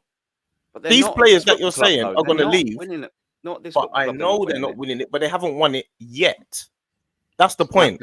How much longer do you get? I want to ask you this as well, Dean, mate. How much longer are you giving Mikel? Say we don't win the Champions League this season. How much longer are you giving him? That'll be 5.5 years in the job, 6 years in the job, whatever it is. Next season, he has to win something, or it'll be 6 blushes. How from the start of the summer? How long are you giving? I've said if we sign, depending on who we sign, if I see that we've signed players that I believe are the right fit for the club. So, for example, you get Gyökeres, Subamendi, Nico Williams, these caliber players. I'll give him 2 years. So let me ask you this question. If they said to you, and asked you to both of the guys on the panel that obviously against Arteta. If they said to you, Arsenal, as hypothetical scenario, Arsenal are not going to win the league. Arsenal are not going to win the league for the next 2 years, but they're going to win it in the third year. would you keep Arteta? No, because I believe we can go out with the squad that we've got. We've got a good squad, and this is what I'm saying as well. Arteta has done all right. He's done good things at the football club, but he's the bridesmaid. It's just getting over the line. I don't want to be a bridesmaid for another. So you would sack him now, knowing we're going to win it in 2 years' time? Because I believe that if with a right manager and a good summer, we could win it next year. Yeah, I believe this. I believe you could give this manager 3 years and he ain't going to win the league. Yeah. I reckon if Ancelotti came in and we had a half-decent summer, I'd be very confident we'd win a trophy at the end. He's had plenty of opportunities to win this league. He was 9 points clear against in the first time he had the chance to win the league. He had the chance to win the league last season, and then we dropped points against Villa, West Ham, Fulham. He's had plenty of opportunities. Plenty. Yeah. And the thing is, he's made those opportunities, though, hasn't he? He's made those opportunities. No, the problem is a lot of our fans haven't really seen us win anything.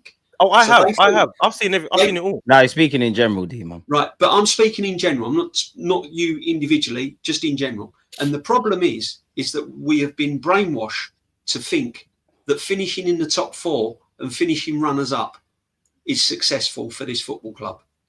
Whether you hold on. Whether you finish second or 7th, yeah, is no different. You win no trophy. It's just that the European competition is bigger than the other one. That's it. I disagree. But you're acting like we don't want more ourselves. We obviously want more. So then, can you not understand their point of view? Yeah, I understand. You need to get over the line. I understand. We all want to win. Like, we all support Arsenal. Do you get what I'm saying? So I'm just being honest. When people say to me, "Do you want Arteta at the football club?" I turn around and go, "He's done some good things. He's brought some different things to the football club. Yeah, he's got us back being competitive again. But do I think he's the right man to win us big trophies?" On a consistent I have to be honest and say I don't think he has, because from what I've witnessed and what the facts that I've seen and what I see with my own eyes, the money he's had spent, the signings he's made, me personally think that his time's come. I don't think he's the right man for the job taking us forward long term. That's it. Nothing against Arteta. It's nothing against the fans that love him. Yeah. That's my personal opinion. I think there is better out there than Mikel Arteta with more experience, given the money, given the budget, given the players. There's better managers. You keep saying 5 years though, but it is only a couple of years. You keep saying 5 years. The first 2.5 years are not that they were phenomenal jobs by Arteta. The first 2.5 years, he's done a phenomenal job, didn't he? He finished 8th and 8th.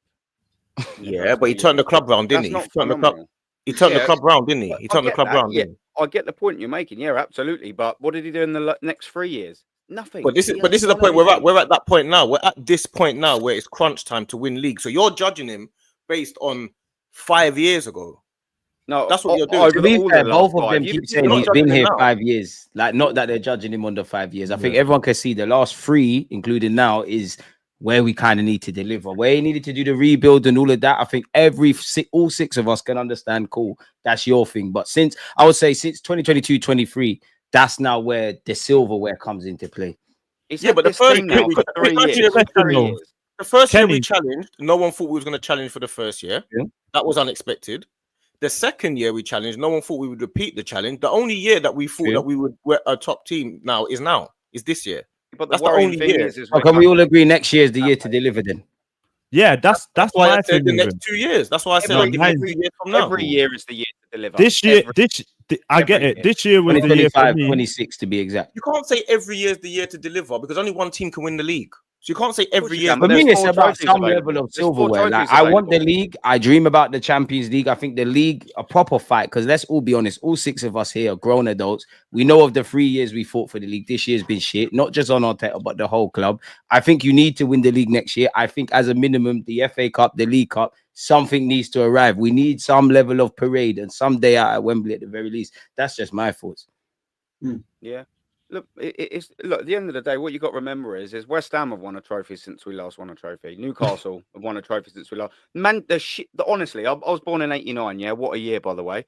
The worst Manchester United team I have ever seen, probably since I was born. The worst Manchester United team I've ever seen have won 2 trophies since we've last won a trophy. You know, look, there's 4 available every year. Would you like to be where Newcastle is then? I'll tell you what, I'd love to have gone back to Wembley like I did in 2017. No, that weren't the question. That weren't. Yeah. Would you like to be where? Would you swap our position for Newcastle? What, considering we're on a trophy this season? Absolutely. That's what the game's all about, mate. You would swap. Come on, I don't know, Aaron. Now you're being wrong and strong. Come on, let's not do that. I think we're all conflating 2 points. No, it's not. It's not conflating 2 points. It's not conflating 2 points because I think the point where the question that I probably should have asked at the beginning was what trophies are more not more important, but what trophies are acceptable. And I think if you're saying that Arsenal are going to win the FA Cup next year, I'm assuming you guys would say no to that. No, I'm on that. Oh, you're talking to me? No, they take any trophy. That's what they're saying. They right. Want If you trophy success, a successful DJB, season. Yeah. So if this when you win a trophy, you've had a successful season, have you? So not? Ten Hag had a successful Man United career. 1-2 trophies. So okay, you would have took Ten Hag's 2 seasons over our season. Is that what you're saying? Where they finished everything, the football. Come on, you're just being wrong and strong now. It's not the Olympics, mate. You don't get silver medal for second place or bronze medal for third place. You're being and also Wenger's fourth place party don't exist, brother. And I'm not. They won 2 trophies. I can remember because no one could go. So why did they sack him then? So were they wrong to sack him then? Were they wrong to sack him? I just want to say, all 6 of you, make sure 4 p.m. Wednesday you lot are here. But go on. Were they wrong to sack him? Do you know what? Is Man United doing whatever they're doing? No. It's Man United doing the Man United thing. But were they wrong to sack him though? In your mind, were they wrong to sack him? They was also wrong to appoint Amorim. Was they wrong to sack him? My question is, were they wrong to sack him? What am I supposed to know? I'm asking you what you think. Huh? I'm asking you what you think. Do you think they were wrong? Oh, wait, you lot part that. I beg you lot part that for a sec. Kenny's going to leave. Yeah, I beg you lot part that. No, let Kenny speak. Let Kenny speak. Yeah, Kenny's going to leave. And the fans let Kenny speak. Has Arteta been successful winning 1 trophy while competing in 20? Let Kenny answer the question. Because I've got something in about 5 minutes. Same as me. Yeah. You answer this, Kenny, and let you lot leave, man. All right. So we'll visit this next week. All right, Look at this guy leaving. I'll speak to you guys soon. See ya. Hi, Kenny, DJ. Right. Big up. And then we jumped on too late. Too late, man. Bro, DJB. I only jumped on the car. I was just supporting my guy. You get me? I can't let him come on there and get rushed. No, I've got to go because I'm on another stream with Kenny. But DG, thank you very much again. We'll pick it up again next week. Aaron, always a pleasure. You 2 guys, always, nice to meet you and all that. What I will leave with is, for me, I've been supporting the club 50 years home and away. So, for me, a trophy's a trophy. And when you've gone so long without one, an FA Cup, Carabao Cup. Yeah, D and Catch don't know what they're talking about. You're right. No, I agree with you. I agree with you on that point. Wait. This weren't me. What are you on about? That was him. I'm trolling. That's where I am, guys. But no, big up. All right, and I'll speak to you all soon. DG, thank you very much indeed. Come on, man. Make you here next week, Hunks, man. You know I got time for you, man. Yeah, love, man. Take care, guys. Bye. Love, bro. And then there was 4. So yeah, I feel like, you know what I feel like. Aaron, you got problems, man. Bro. You got problems. Yeah, no, where they gone? Come back. Bro, it's always the ninjas messing up the White House, isn't it? It's crazy. What do you call it? I'll take back to the point that was making. Side note: make sure you're following FamZone TV. Make sure you're following Aaron Talks Arsenal. But go on, Catch would have a YouTube channel. Every sort of season, like the 10 old thing. So I'll bring myself back to there, because I won't hide from that. He won a trophy for 2 seasons on the spot. What I will say is would Manchester United have been more likely to win a trophy? Yeah, based on the fact that they'd won a trophy for the last couple of seasons. I get what you're going to say is because Manchester United are a mess, but Manchester United are a massive, massive, massive mess. That is a lot of work to sort of be done. So I get the angle that you're coming at, because what you're going to say is also you'd take a trophy there and, you wouldn't have it for there. Yeah. I knew what kind of a trap you was leading me into. I totally get it. But in terms of, yeah. And well done. I'd have done exactly the same to you. Let's get it right. But do you know what I mean? The point is when you look back at that, I'll take it from this point. No one could go to the FA Cup final in 2020 because of the COVID nonsense, But one thing I can say to you, I don't know if you've been to the stadium or anything and seen Wembley. In 2017 was my last and first time as a season ticket holder that I got to go to Wembley. And I can promise you, mate, we've all sat and watched Arsenal win trophies on the telly, and it's been buzzing. It's amazing. It makes you but when you're at Wembley, I've been both. I've been to both. I've been Highbury. Yeah. I've been Emirates. I've seen it all, bro. I do miss winning trophies because Wembley is I'll be real. I've been there. It's unbelievable for all the good times. What I'm saying is, when Wenger said the top 4 is more important than winning a trophy, he got ridiculed for it, but he was actually right, because what we've seen, he said it mad, but he's right. What we've seen over that time is only somewhat right. The top 4 is more of a priority for these managers than it is winning a trophy, because a trophy, the club. But a trophy doesn't guarantee that you keep your job. Is my point. And but the thing is, but you say that though, the only reason Arteta was allowed that long was because he won that trophy and he was living off of that. Do you reckon if he didn't win the FA Cup in his first half of season, that he'd have carried on at the football club after? Maybe, we never know. That's happened. We don't know. We don't know. But probably not, because they've seen, oh yeah, he's won it. So you can't say that and also say, you know what I mean? He's lived off of that FA Cup thing. The reason why he still has a job is because he won that FA Cup and he had that credit. And the reason why Ten Hag doesn't have a job is because he won those trophies as well. Yeah, it's an either or, isn't it? It's the catch-22, isn't it? Yeah, it's the catch. Yeah, app name and all that. You know? Yeah, that's what I said. The reason why is because it was the value of the trophies that he won, because they prioritized where you finish in the league over those trophies. That's just the fact of it. And so do most of these owners. They prioritize top 4 over winning a trophy. If would you think Tottenham owners would not rather him don't say that team top 4 than get over? Thankfully, we don't have to worry about it. No, but I'm giving an example. I'm giving an example of a club that's in a state. Yeah, I'm giving an example of a club that's in a state. The place that we're in now, we're not in. Like, I understand the whole, you need to be winning trophies regardless. You're a big football club, you have to win trophies. It's as simple as that. But what that means is you have to keep that standard across the whole board, which means that you feel that Ten Hag should not have been sacked because he won 2 in 2 years. Look, you get it? I think there's some Arsenal fans that would still want Arteta won if he won the championship, you know? No way. There's no way. Some that just want the guy gone. If he won the Champions League, he gets another just want the guy gone.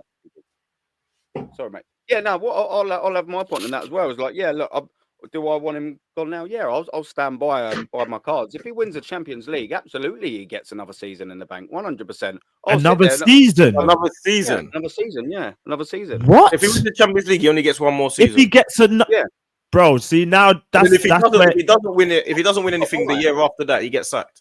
Cut the chat. You lot are taking the piss. How have we not got 100 links? Look at the discussions we're having. 100 likes. Sorry, stop taking the piss, or the whole stream's getting locked off. Smash the like button. But go on, lads. But look, fair. If he wins the Champions League, all well and good. But the thing is you then say, you know, we want to see consistent success. If he gets into a Champions League final again and absolutely smashes it the next season, maybe there is a little bit for a tiny. Oh shit, that's my guy. Oh shit, it's you this whole time. Go on. You know what I mean? But the thing is we just can't keep saying, oh, he's won the Champions League. So what do we do then? Give him another 5 years? No, come on. Now it's a gender. We've not won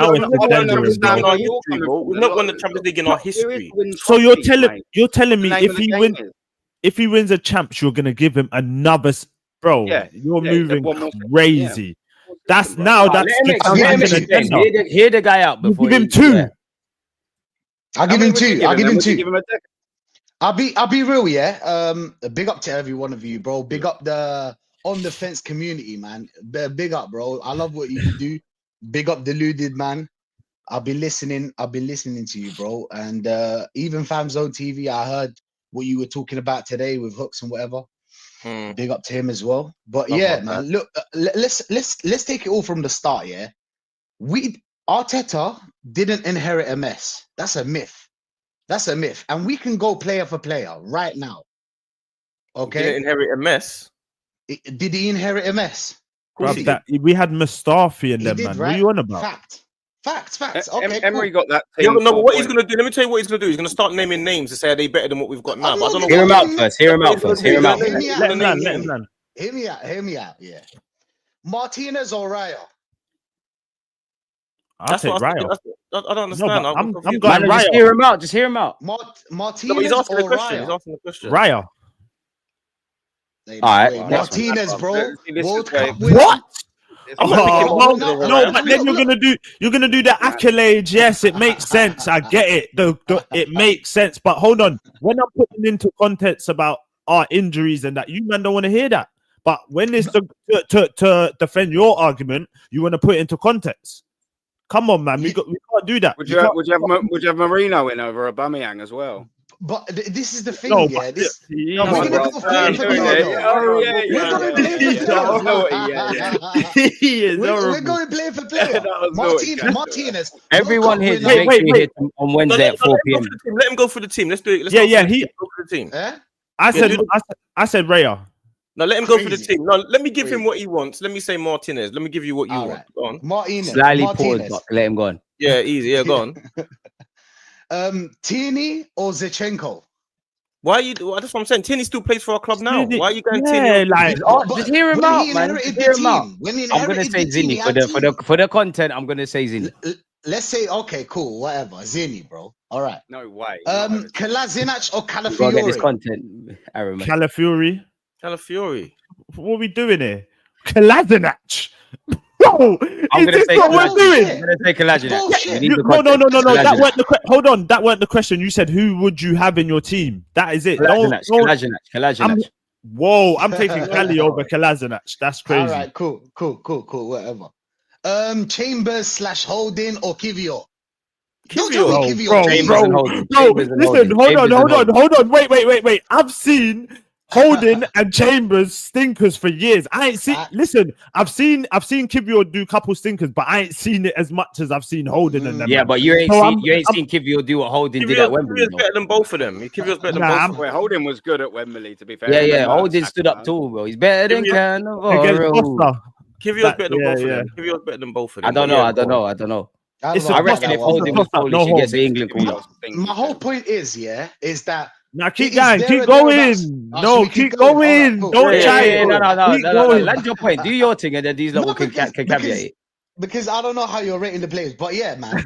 Obviously, we can't go. Yeah. I'll give you one. Abort mission. I'll give you one. Bellerin or Wyatt? White still.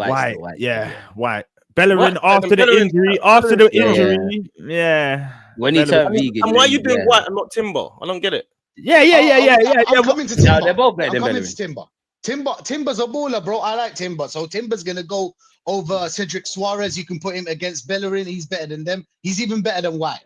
So I'll give him Timber. Timber's the only player that maybe Arteta, when he kind of like signed, let's say out of 30 players, Arteta probably signed like 5 good players. And that's Gabriel, Timber, Partey. Who else? Let's say Odegaard. You're gonna go centre back. Let's say Odegaard. Let's do the centre back comparison. Let's go for the team like you were doing. All right. We can't go Saliba, Gabriel, obviously, innit? Because Saliba was in this team, yeah. He was sent out on loan. I understand that. He was bought before Arteta still. But when did he come into the team? Let him land, man. My friend, he bought Saliba was in the team, yeah. He used to play with someone called Fofana. Obviously, Fofana played off a clip. But the point is, Sanai, exactly. And people used to say Saliba's better than Fofana, and he's true. They didn't. They said Fofana was better. Fofana was the better one. They said Fofana was better. Exactly. Fofana was better. Fofana, the next year, he was playing and starting for Leicester City. If you remember, it was Leicester. Yeah, Leicester. It was. You're right. Leicester. This guy sent him again on loan for what? You had Saliba in this team, and we knew, But that means what you're saying is that Arteta did everything right with Saliba. That's basically what you're saying, because Saliba's one of the best centre backs in the world now. The second loan was wrong. Right.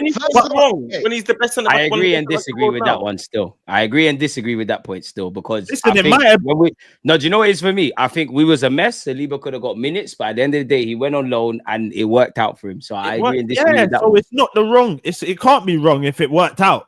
No, but I think it's right. But I also think it's wrong because he could have played. We had Socrates in the man. But listen, we don't know. We had Socrates, Holding, Chambers. Yeah, we had some shit done. Saliba could have got minutes still. No one's got a crystal ball. We can't say that Saliba was ready then.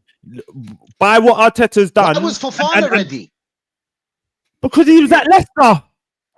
And being devil's advocate, are you ever ready as a young player? About? Is that Leicester? But the point that he's making is why was Fofana good enough for Leicester and Saliba weren't good enough for Arsenal? Exactly.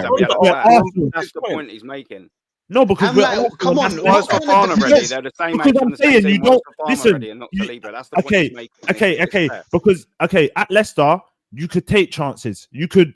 Like if Fofana didn't flourish, it would have like no one cares. Do you get what I'm saying? With Arsenal, it was like the defense is so bad. If you bring Saliba into that defense with Mustafi and all them, man, it could have messed him up. Do you get what I'm saying? Rubbing shoulders with them could have messed him up. So I get the point you're making. I get the point you're making. I'm more on the other side, but I can see where you're coming from. Yeah, but the point is like we had defenders. Let's be honest, like it wasn't very hard to get into that team. Like we didn't have great defenders for Saliba not to play. I hear you, but what if Saliba goes into that squad and then that defense is still rubbish and it makes Saliba worse? Do you get what I'm saying? When you're playing in a bad defense, it could finish you at a young age as well. How old was Saliba back then? Like Gabriel was part of a run defense. Hasn't changed him. 19. That could ruin him. Gabriel Magalhaes has been part of the angle that ain't ruined him. I just want to throw that out there. I get the angle that you're coming from with the Saliba thing, but you know, at the same time, Arteta needs to be taking more risks with that. I think he's a bit too cautious. But yeah, I can see where you're coming from with that. It could potentially mess him up. I know what you're saying, young centre back, he coming into a car crash. Maybe he would have. Do you know what I mean? I don't think so. Maybe. But on the other hand, you're not going to think there at the back was so shit. It's one of them. I can see both sides of the coin. I would go with Saliba bringing back because the defenders were crap. I can get your point. I think it's two sides of the coin to that. Like, go for the rest of the team. All right, well, let's go to the midfield. Yeah. Ozil or Odegaard? Ozil. Thank you. You done Odegaard. Wow, is that a pronouncement? Fucking hell, we all agree. Jesus Christ. Wait. I'm a realist. I'm not gonna say. Come on. Notice how he's jumping all the way to attacking midfield. I thought you start. I'm coming to the midfield. Yeah. Look, he needed a win. He needed a dub. Partey or Torreira? Partey all day. Yeah. Cool. Guendouzi or Moreno? Why are you going Moreno? No. Why are you going Moreno? Why not Rice? Why not Rice? I'm actually using Rice against Xhaka. But wait for it. It's going to be Rice against They're both playing left 8. Because, obviously, Rice is more of like a caliber that I would face him with like Xhaka. I hate Xhaka. Hold on, Guendouzi didn't play. But Guendouzi, where did he's a CM? He's a centre mid. Guendouzi used to do everything. He could have done everything. He could play 6 and a number 8. So Guendouzi or Moreno? I swear to God, if you say Moreno, I'm going to lose my... Guendouzi failed as well. Yeah, good. That's what I'm saying. Guendouzi couldn't just behave himself, man. Wait. What's that? Failed Guendouzi, if anything. I thought there was a right proper player in there, man. I just think Matteo couldn't behave himself. I think Arteta fucked with him. He just couldn't behave himself. I'll be real. But he was all right. Like Guendouzi was a good player, and that's where I'm with you, Aaron. You have to be able to coach the kind of chip on the shoulder guys. Personalities, bro. Do you know what I mean? Yeah. You got to be able to guide them. Nicey players. Do you know what I mean? Look at Manchester United. Fergie had to deal with like the Cantonars and Rooney's and things like that. They were madness. Wenger had to deal with Henry. People forget that. Yeah, that's it. And I just think, I don't know, when you look to sort of Arteta, when he deals with bigger personalities, he always just tends to sort of do the same thing. No, God, at the first sort of sign of something is get out. We don't want you. That's a fair point, surely, lads. That's a fair point.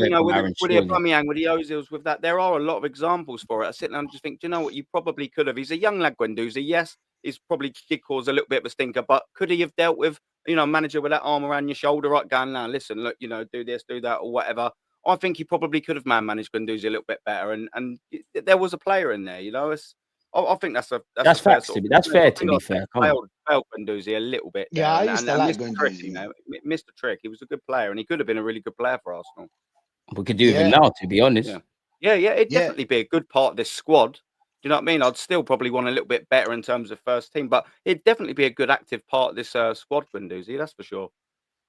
Yeah. We move on. Willock or Jorginho? Wait. Not Jorginho overall. Jorginho that we bought. The 35-year-old Jorginho. Jorginho still. Jorginho, yeah. Or Willock. Yeah, that one's mad. That one's. I won't lie, that one's mad, bro. Willock, he can't run. Is it, bro? Your gender is wanna crazy, you know. Go on, carry on, carry on. All right, we carry on. Granit Xhaka or Declan Rice? This Rice. one. Xhaka had 1-2 good seasons. Allow it. Yeah. Rice. Yeah, definitely. Right. I'm gonna say Xhaka so far still. What? Definitely right. No, because you can really go. You're going off what he done just before he left, bro. Remember his whole stint at Arsenal. Declan Rice is better, and Xhaka had his issues. But I can't lie to you. I always felt Xhaka was misprofiled, and there was an element of scapegoating. I'll be real. That's what I've always felt. I don't think we should have bought him, but I think he was one of them. You know, like if we watched that team play tomorrow or play right now, yeah, and let's just say Xhaka was 10 out of 10, but we lost. Xhaka would be blamed for it. I think him and Bellerin, as crap as they were at times, I think they bordered into being scapegoated. I'll be real. I'm being honest. Like, he's asking the questions. I'm trying to answer them in the honest way. Hey, quickly before you go on, you missed the super chat, by the way. Sorry, Gooner. It was quite a bit ago as well. Let me scroll down. Yeah. Better late than never. T.Gooner, appreciate that. We aren't appreciate the super chat. First things first, we aren't getting those players. Look at the track record. Arteta has overstayed. Which other club keeps a manager for so long without winning? Fair enough. What are you saying to that? That's why I give him another season. My thing was this season. No. Listen, my thing was this season. Ask everyone. I come on this YouTube thing and I was like, this is the season. And then when I saw what happened in the season, I get it. It was him partly to blame, but I can't just be naive and be like, all these injuries that happen, I've got to wait and be like, you know what, next season's for me is your last season, because what's happening this season, do you get what I'm saying? Yeah, but with the injuries thing, yeah, that's it. At the start of the summer, would you say it's fair to say at the start of the summer, this summer window, we needed probably at least one winger and a striker? I think that's fair to say. Facts. Yeah, absolutely fair to say. 1,000,000%. So, and it's also factually fair to say that he let, like, I agree with all of these four. I said it earlier. I agree with all the sales of these four, of Eddie, Nelson, Vieira and ESR. I agree we needed to let them go.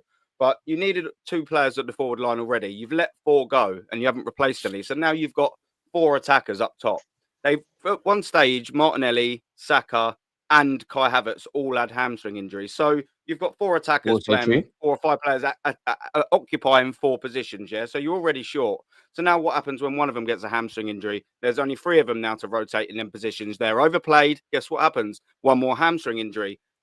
Here we go, around the circle. Now they've got to be overplayed again because now there's one man down. What happens? Oh, another hamstring injury, all 3 of them. Now what happens is there is even less players in the squad. The thing is, I totally get what you're saying. Yeah, you are going to get injuries over the season. I'm not saying every single injury is totally down to Arteta, but what you cannot deny is that he has actively contributed in that by A, not having a full squad, 2, not rotating where necessary, and 3, he's overplaying these players. That's why they're getting the same injuries up top. He has got to hold a lot of that. I agree with you. No, he's talking sense. I agree with him. I definitely agree. But my point is, it's like, bro, I've got too much PTSD, bro. I don't want the next manager and then we go back to what. Listen, I'm just. Don't worry, Berta there. But aren't you scared? That doesn't mean that mean you're scared then. I'm definitely scared. I'm definitely scared. Listen, I've got videos of me burning tops. Like, I'm mad. So are you saying that maybe your fear of change is clouding your judgment towards this manager then? Yeah, exactly. Maybe. Because I'm a realist. I hear you. Maybe it is to you as well for openly admitting that. Like, I get, and I weren't being a dick when I said it as well. Like, no. I don't think no one's running like that. Do you know what I mean? I think it's quite a good constructive chat. Do you know what I mean? We're not going to agree with a lot of things, maybe like the catch 22. But do you know what? Guess what? We're fully grown men, man. Let's just have a discussion about That's why I fuck with everybody on the chat, because everybody is saying what they need to say in an articulate way. There's no screaming, there's no shouting, there's no rights and wrongs, and we all just want our team to win shit. Listen, I can promise you as well, with the both of you two, so just quickly to learn this, I can promise you, and I'll do it on camera. I've been like this as a 35-year-old man. I've always been accountable. Aaron's if you sit there on screen and say something to me, and literally I'm like, oh, do you know what? I can actually see that point. I will openly go, yeah, oh no, you're absolutely right. I'm 150% wrong, and I'll take it on board. I'll hold my hands up. YouTube don't like that though. Yeah, I don't care what they like. But also, sod YouTube. Do you know what I mean? I ain't gonna change. I'm me, innit? YouTube, Yeah. Do you know what I mean? I'm me. Facts. F YouTube, F all of them. I don't care. I'm here to talk about Arsenal, man. Not milk all the people. Do you know what I mean? I don't care.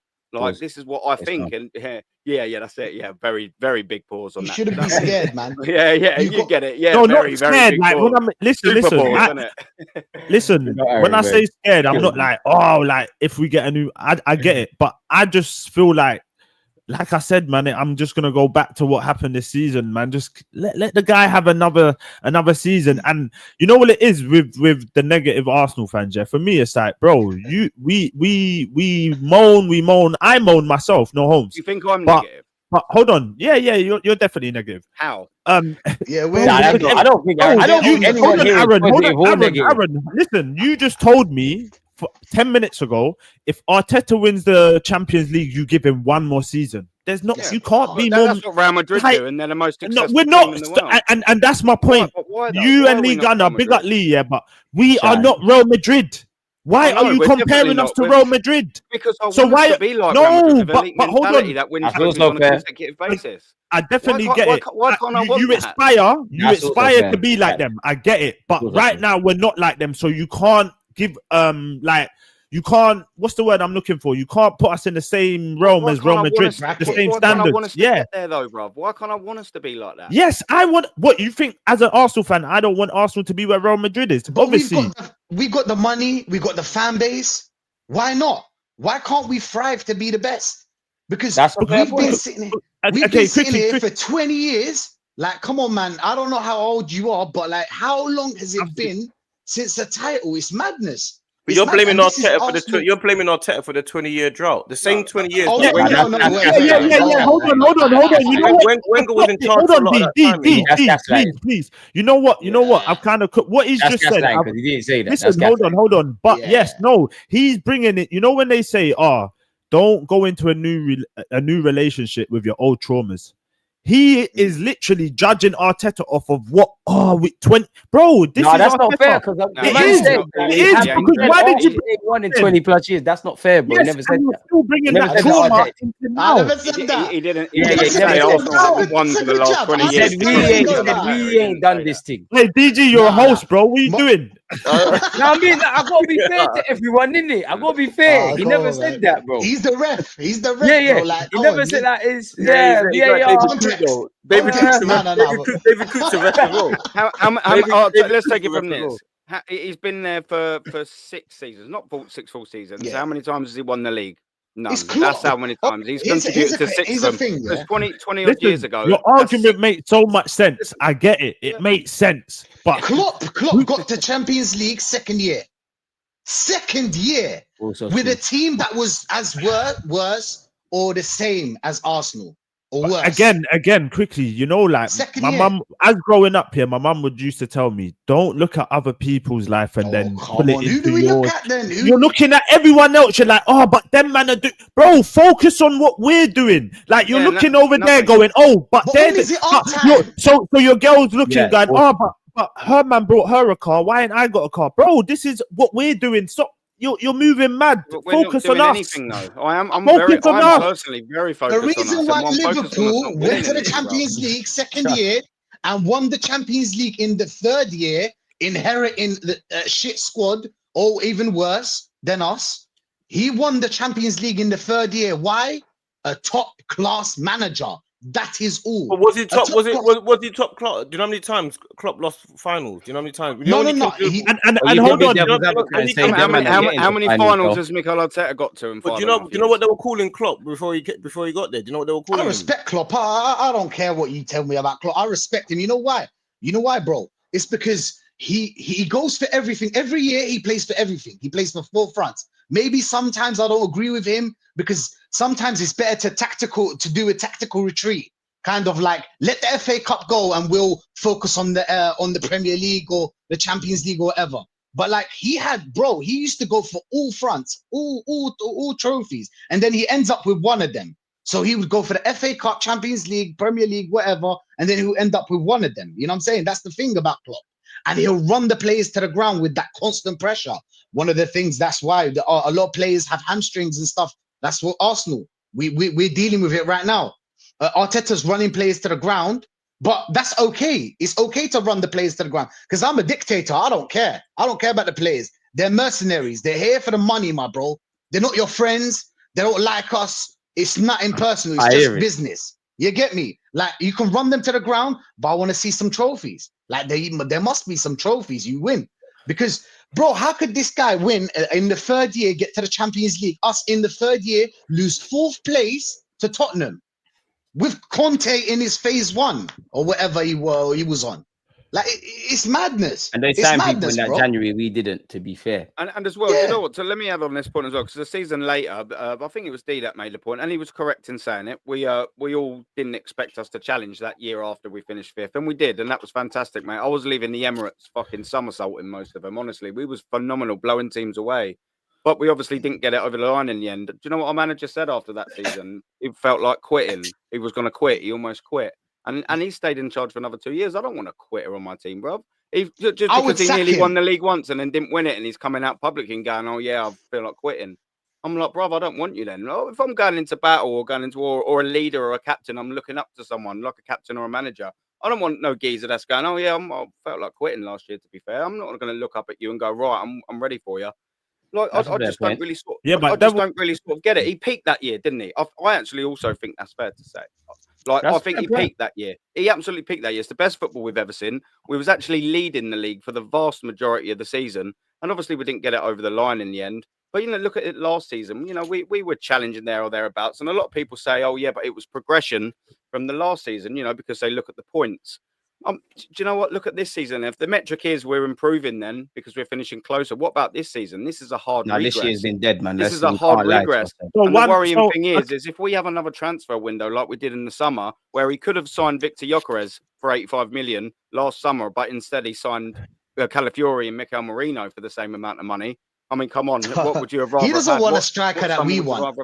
If we have another one of them summers, Arsenal Football Club will be drastically going down that way. I can guarantee you, because everyone else is going that way. Newcastle are going to spend now. They will spend. Man City ain't going to be like they are. They'll come back. Liverpool are probably going to spend a couple of pence. If Arsenal have another Mikel Marino, if we have someone like that, we're going that way. That's why I'm glad Bert's coming in. You know, because I think.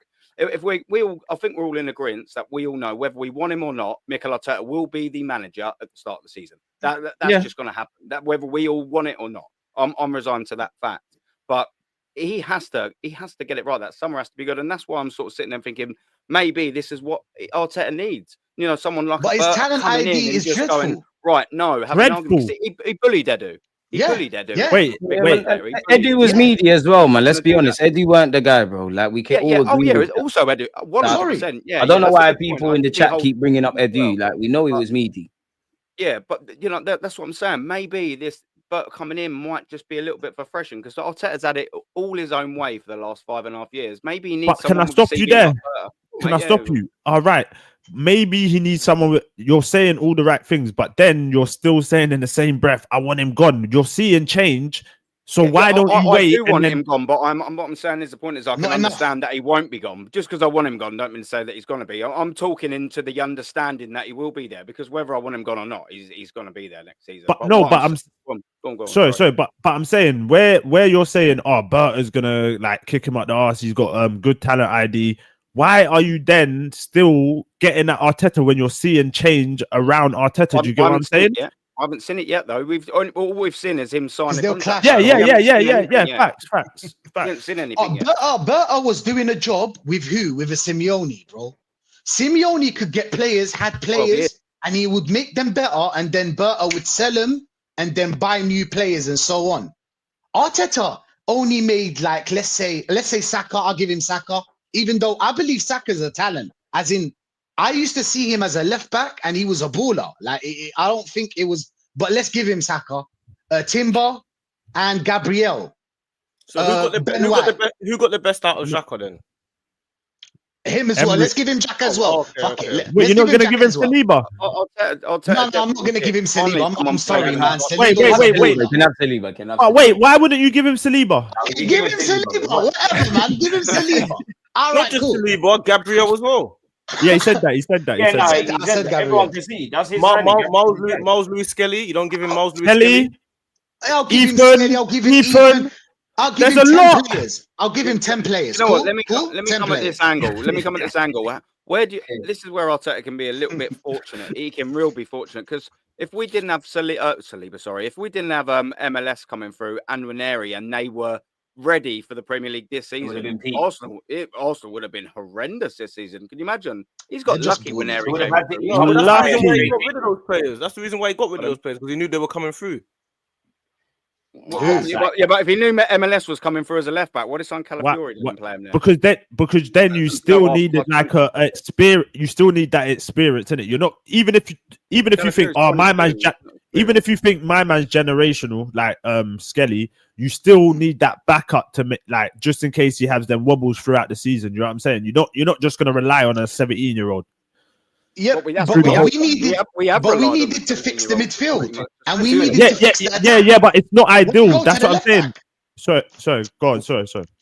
Why would you go to the left back? We needed the midfield and the attack, and then you buy me a player like Moreno. You get me? Like look, bro. We had Tierney, we had Zinchenko, and we had. Let's say he knew that Lewis Skelly. He was going to play Lewis Skelly there. Even though I don't agree with him, I want Skelly in the midfield. The guy can drive with the ball, bro. I haven't seen that for a long time. You know what I'm saying? Like, Declan Rice can't do that. Unfortunately, I'm sorry, man. He's not built for that. He's not built for that, bro. It is what it is. But anyway, we had left backs. Why would you go buy a left back, my bro? We needed a striker. You know what I'm saying? Even though he doesn't want the striker that we want, by the way. I just wanna tell you about that. Wait, what striker do you want? Me? I'm gonna say a crazy thing, yeah. I want Osimhen, but obviously I know that Osimhen can't work out with Arteta. He's got attitude, didn't it? He's got attitude. I like Osimhen. Osimhen's a baller. Fast, strong, good in the air. Just a perfect striker. I'll take perfect Gyökeres. striker. Would you say Osimhen's got good link up? Yeah. He's good in the box, but a perfect striker for me. Everything we us Arsenal fans are begging for still. Pardon. We've got Odegaard for that. That's what Odegaard's there for.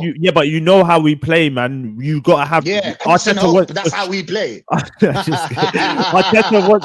Arteta wants a striker that can link up the play. You know what I'm saying? Yeah, like, I know. do you feel like Osimhen is the guy? That's only one. That's Benzema. Nobody can link up play like a striker. Look, there's two types of strikers. Yeah, there's the one that links up play, but doesn't score that much, and you man would have won him.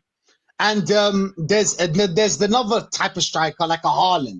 You don't include him in the build-up, but he's in the box. Do you get what I'm trying to say? And then you have to pick your poison. It is what it is. There's only one Benzema that can score and link up play. How many? For half a decade, Arteta hasn't picked any poisons. We ain't signed a striker. The only attackers that we've signed in 5.5 years is Marquinhos and bloody. He did. He bought Gabriel Jesus and Havertz. We're spending 200 million on them, man. Neither of them are strikers. No, but listen, number 9, hold on though. When I hate when people say, "Oh, he brought Jesus," and bro, at the time, Jesus got us to where we need to be. Now I feel like Jesus needs to go. You've got us, Zinchenko. You've got us, but it's not a bad thing when everyone's like, "Oh, he brought Jesus," bro. At the time, he was perfect. He worked out. So can we agree Havertz is an L though? He failed upwards with the Havertz thing. He put him up front. It's an L. It's an L. It's not L for Havertz. It's an L for Arteta slightly because he tried to make him a midfielder. Havertz. When you look at Havertz, but we got to be real with this. Havertz is another jacker for me. I feel like he's just a scapegoat for us anytime. Bro, he is a scapegoat, but he's not a Xhaka because we know Xhaka's a midfielder. We actually don't know what Havertz is. He can play everywhere, and I think he should be part of the squad in that because we're at where we're at. But we failed upwards with Havertz. We played him up front. We ran with it. It's working. We all need a striker. If we sign a centre mid and a striker this summer, Havertz is part of the squad. But that's there's even a bigger issue because my man's our top earner. At some point, we're gonna have to have a conversation about that. Surely. Do you know what I worry about? That we'll sign Gyökeres or Osimhen, and Arteta will probably play him at left back or something like that. Left wing back. I'm worried about. Madness.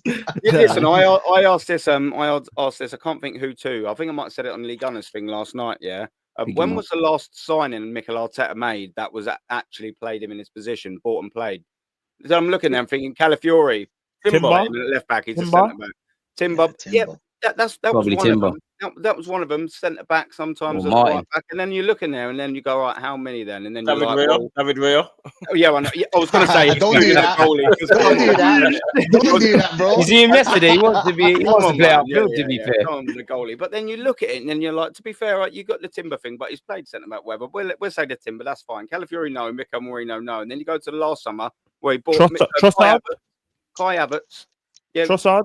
Yeah, I was going to work back to it, but yeah, you're right with the Trossard thing. And exclude keepers for crying out loud. Come on, man said Ramsdale.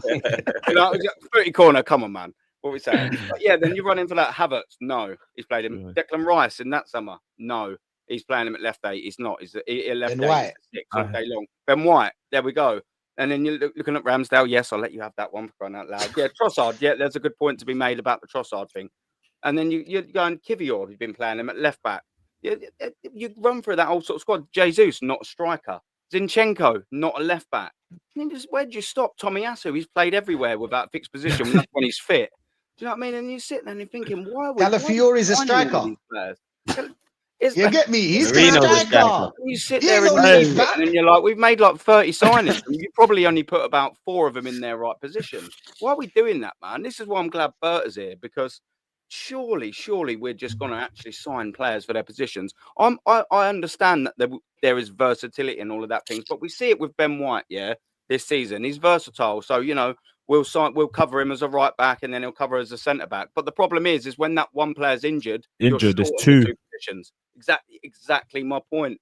And there's just too many. Like look at the game against Real Madrid, and I sort of alluding to this earlier. A lot of the times we're getting for this sort of sort of covering a lot of positions and things like that. We have one injury, like the Thomas Partey bit that one of the geezers saying in the chat. All of a sudden, you got one injury at right back. Then you're moving a centre back over. Then you're putting your centre defensive midfielder at right back. Then you're putting a weaker central midfield in. Then you're moving thing over. I'm like, you've got one geezer injured in the defence, and there's 5 other positions gone. Like, well, it's just a little bit mad to me. Like, I just can't understand why we're not buying players for fixed positions.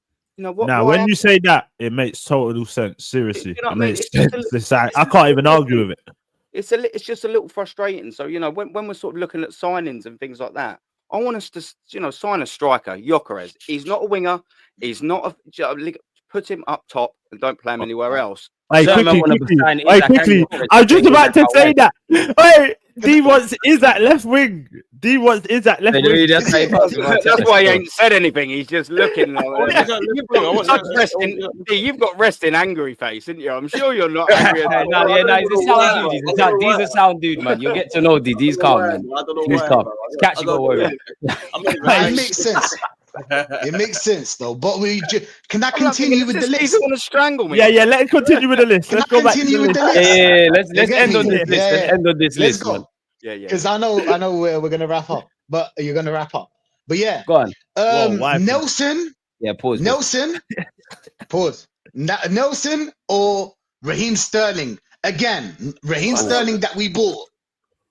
Yeah, but Nelson, they're both shit. But Nelson, bro. No, they're both shit. But no, we're not doing that. Listen, no, it's Nelson. Nelson, there's nothing that makes you go. Hold on. Yes, and then hold on. This is my point. With Nelson, there's nothing that makes you go.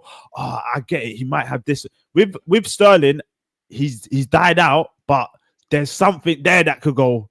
Right. Even when we hold on. Even when we signed Sterling. Bro, there were fans going, you know what? What if he rolls back? Like, there's something there. If you sign Nelson, there's nothing. Are not them Arsenal fans. We know what them Arsenal fans are like, bro. Damaged goods. It looks like their captain save a hole. You're right, positive. But we all need Sterling's rugby, bro. Like Nelson's better than him. Even me, Sterling's Jamaican. I'll always gas him, but like, Nelson's come on, man. Better than Sterling. What? Wait, now. In the Arsenal shirt, Nelson's done more, bro. Nelson. Yeah, okay, Nelson. This is a good one, yeah? This is a good one. Pepe or Trossard? I know that it's kind of like he plays left wing, right wing. Let's just forget about it. As a winger. You're picking Nicholas Pepe. It might have to be Trossard value for money in it. I'm doing Pepe dirty, but it might have to be Trossard. It might have to be Trossard. Pepe was because of the money. It was used because of the money. It goes against Pepe because of the piece. Like it goes against him. He had a good end of the season. He was all right for us for like 8-9 games. The FA Cup run, I thought Arteta got a tune out of him, and then he done a mad thing. Pepe was even Europa League. Europa League, he popped off as well. Yeah, true. Bang like 2 Did he score free kick? Free kick, yeah. Madness. He scored 2 free kicks. Olympiacos. Yeah, one game. He did a mad thing. Olympiacos. Banger. Mad thing. But yeah, let's go. Jesus or Lacazette? Laka for me. I love Laka. Laka's my guy. Laka all day. Laka wasn't good enough either. Laka was poor as well. No, but you're just them two. Just compare. Who would you rather have? Lacazette all day for me. Lacazette. Yeah, I'll be real. Lacazette still. Lacazette. I mean, first 6 months from Jesus, amazing. Just for availability alone, really, innit? Do you know what I mean? But I get Listen, if you say both shit, that's good. That's good enough for me to say that. So he didn't inherit a shit squad, because we have a shit squad right now. So where did the 800 million go? No, we don't have a shit squad now. We don't have a shit squad now. It's okay. No. From what? But from what we went through, 11, but a poor squad. When you look at the squad is mean. The whole season, it's not good enough. I'm sorry. Because apart from the defensive ranks, where no one's really confident in our midfield options generally, and man, I gotta go anyway. We're wrapping up, man. Before everybody cuts, everyone shout out their channels, man. We got 3 other YouTube channels here. You man, gas up your thing, innit? Yo, fuck it, I'll go first. Subscribe to my OnlyFans, Catch 22.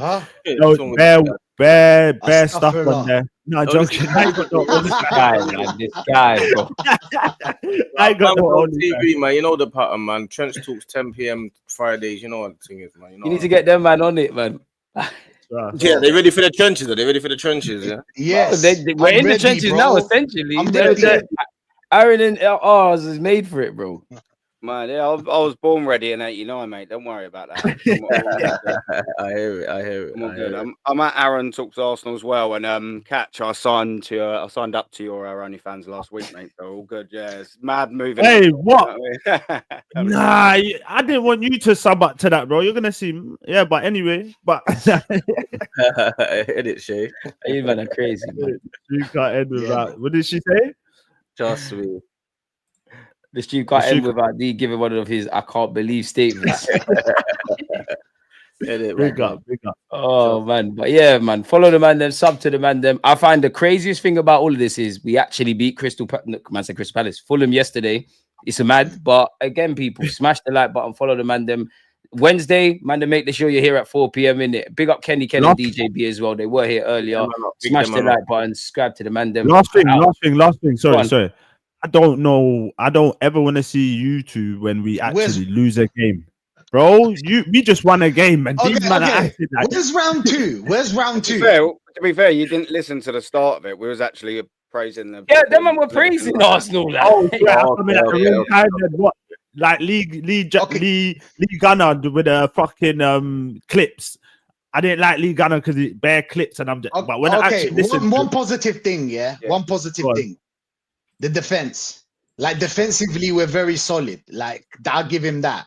Like as in how he sets us up to defend is incredible. He's doing incredible work when it comes to that. So that's a positive.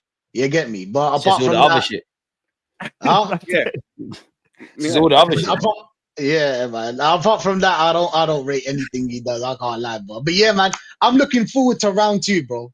I'm looking forward to Wednesday next week, 4 p.m. because we have the Madrid game to cover. If you man are about, send you the link, jump on the platform. In it, simple. Big up, man. Love, man. Man. Thanks for having me on, bro. Man, it's minor, bro. I got time for Arsenal fans, man. We all want the best thing. We're all respectful. So yeah, smash the like button, follow the man. Then we're out, man. Safe.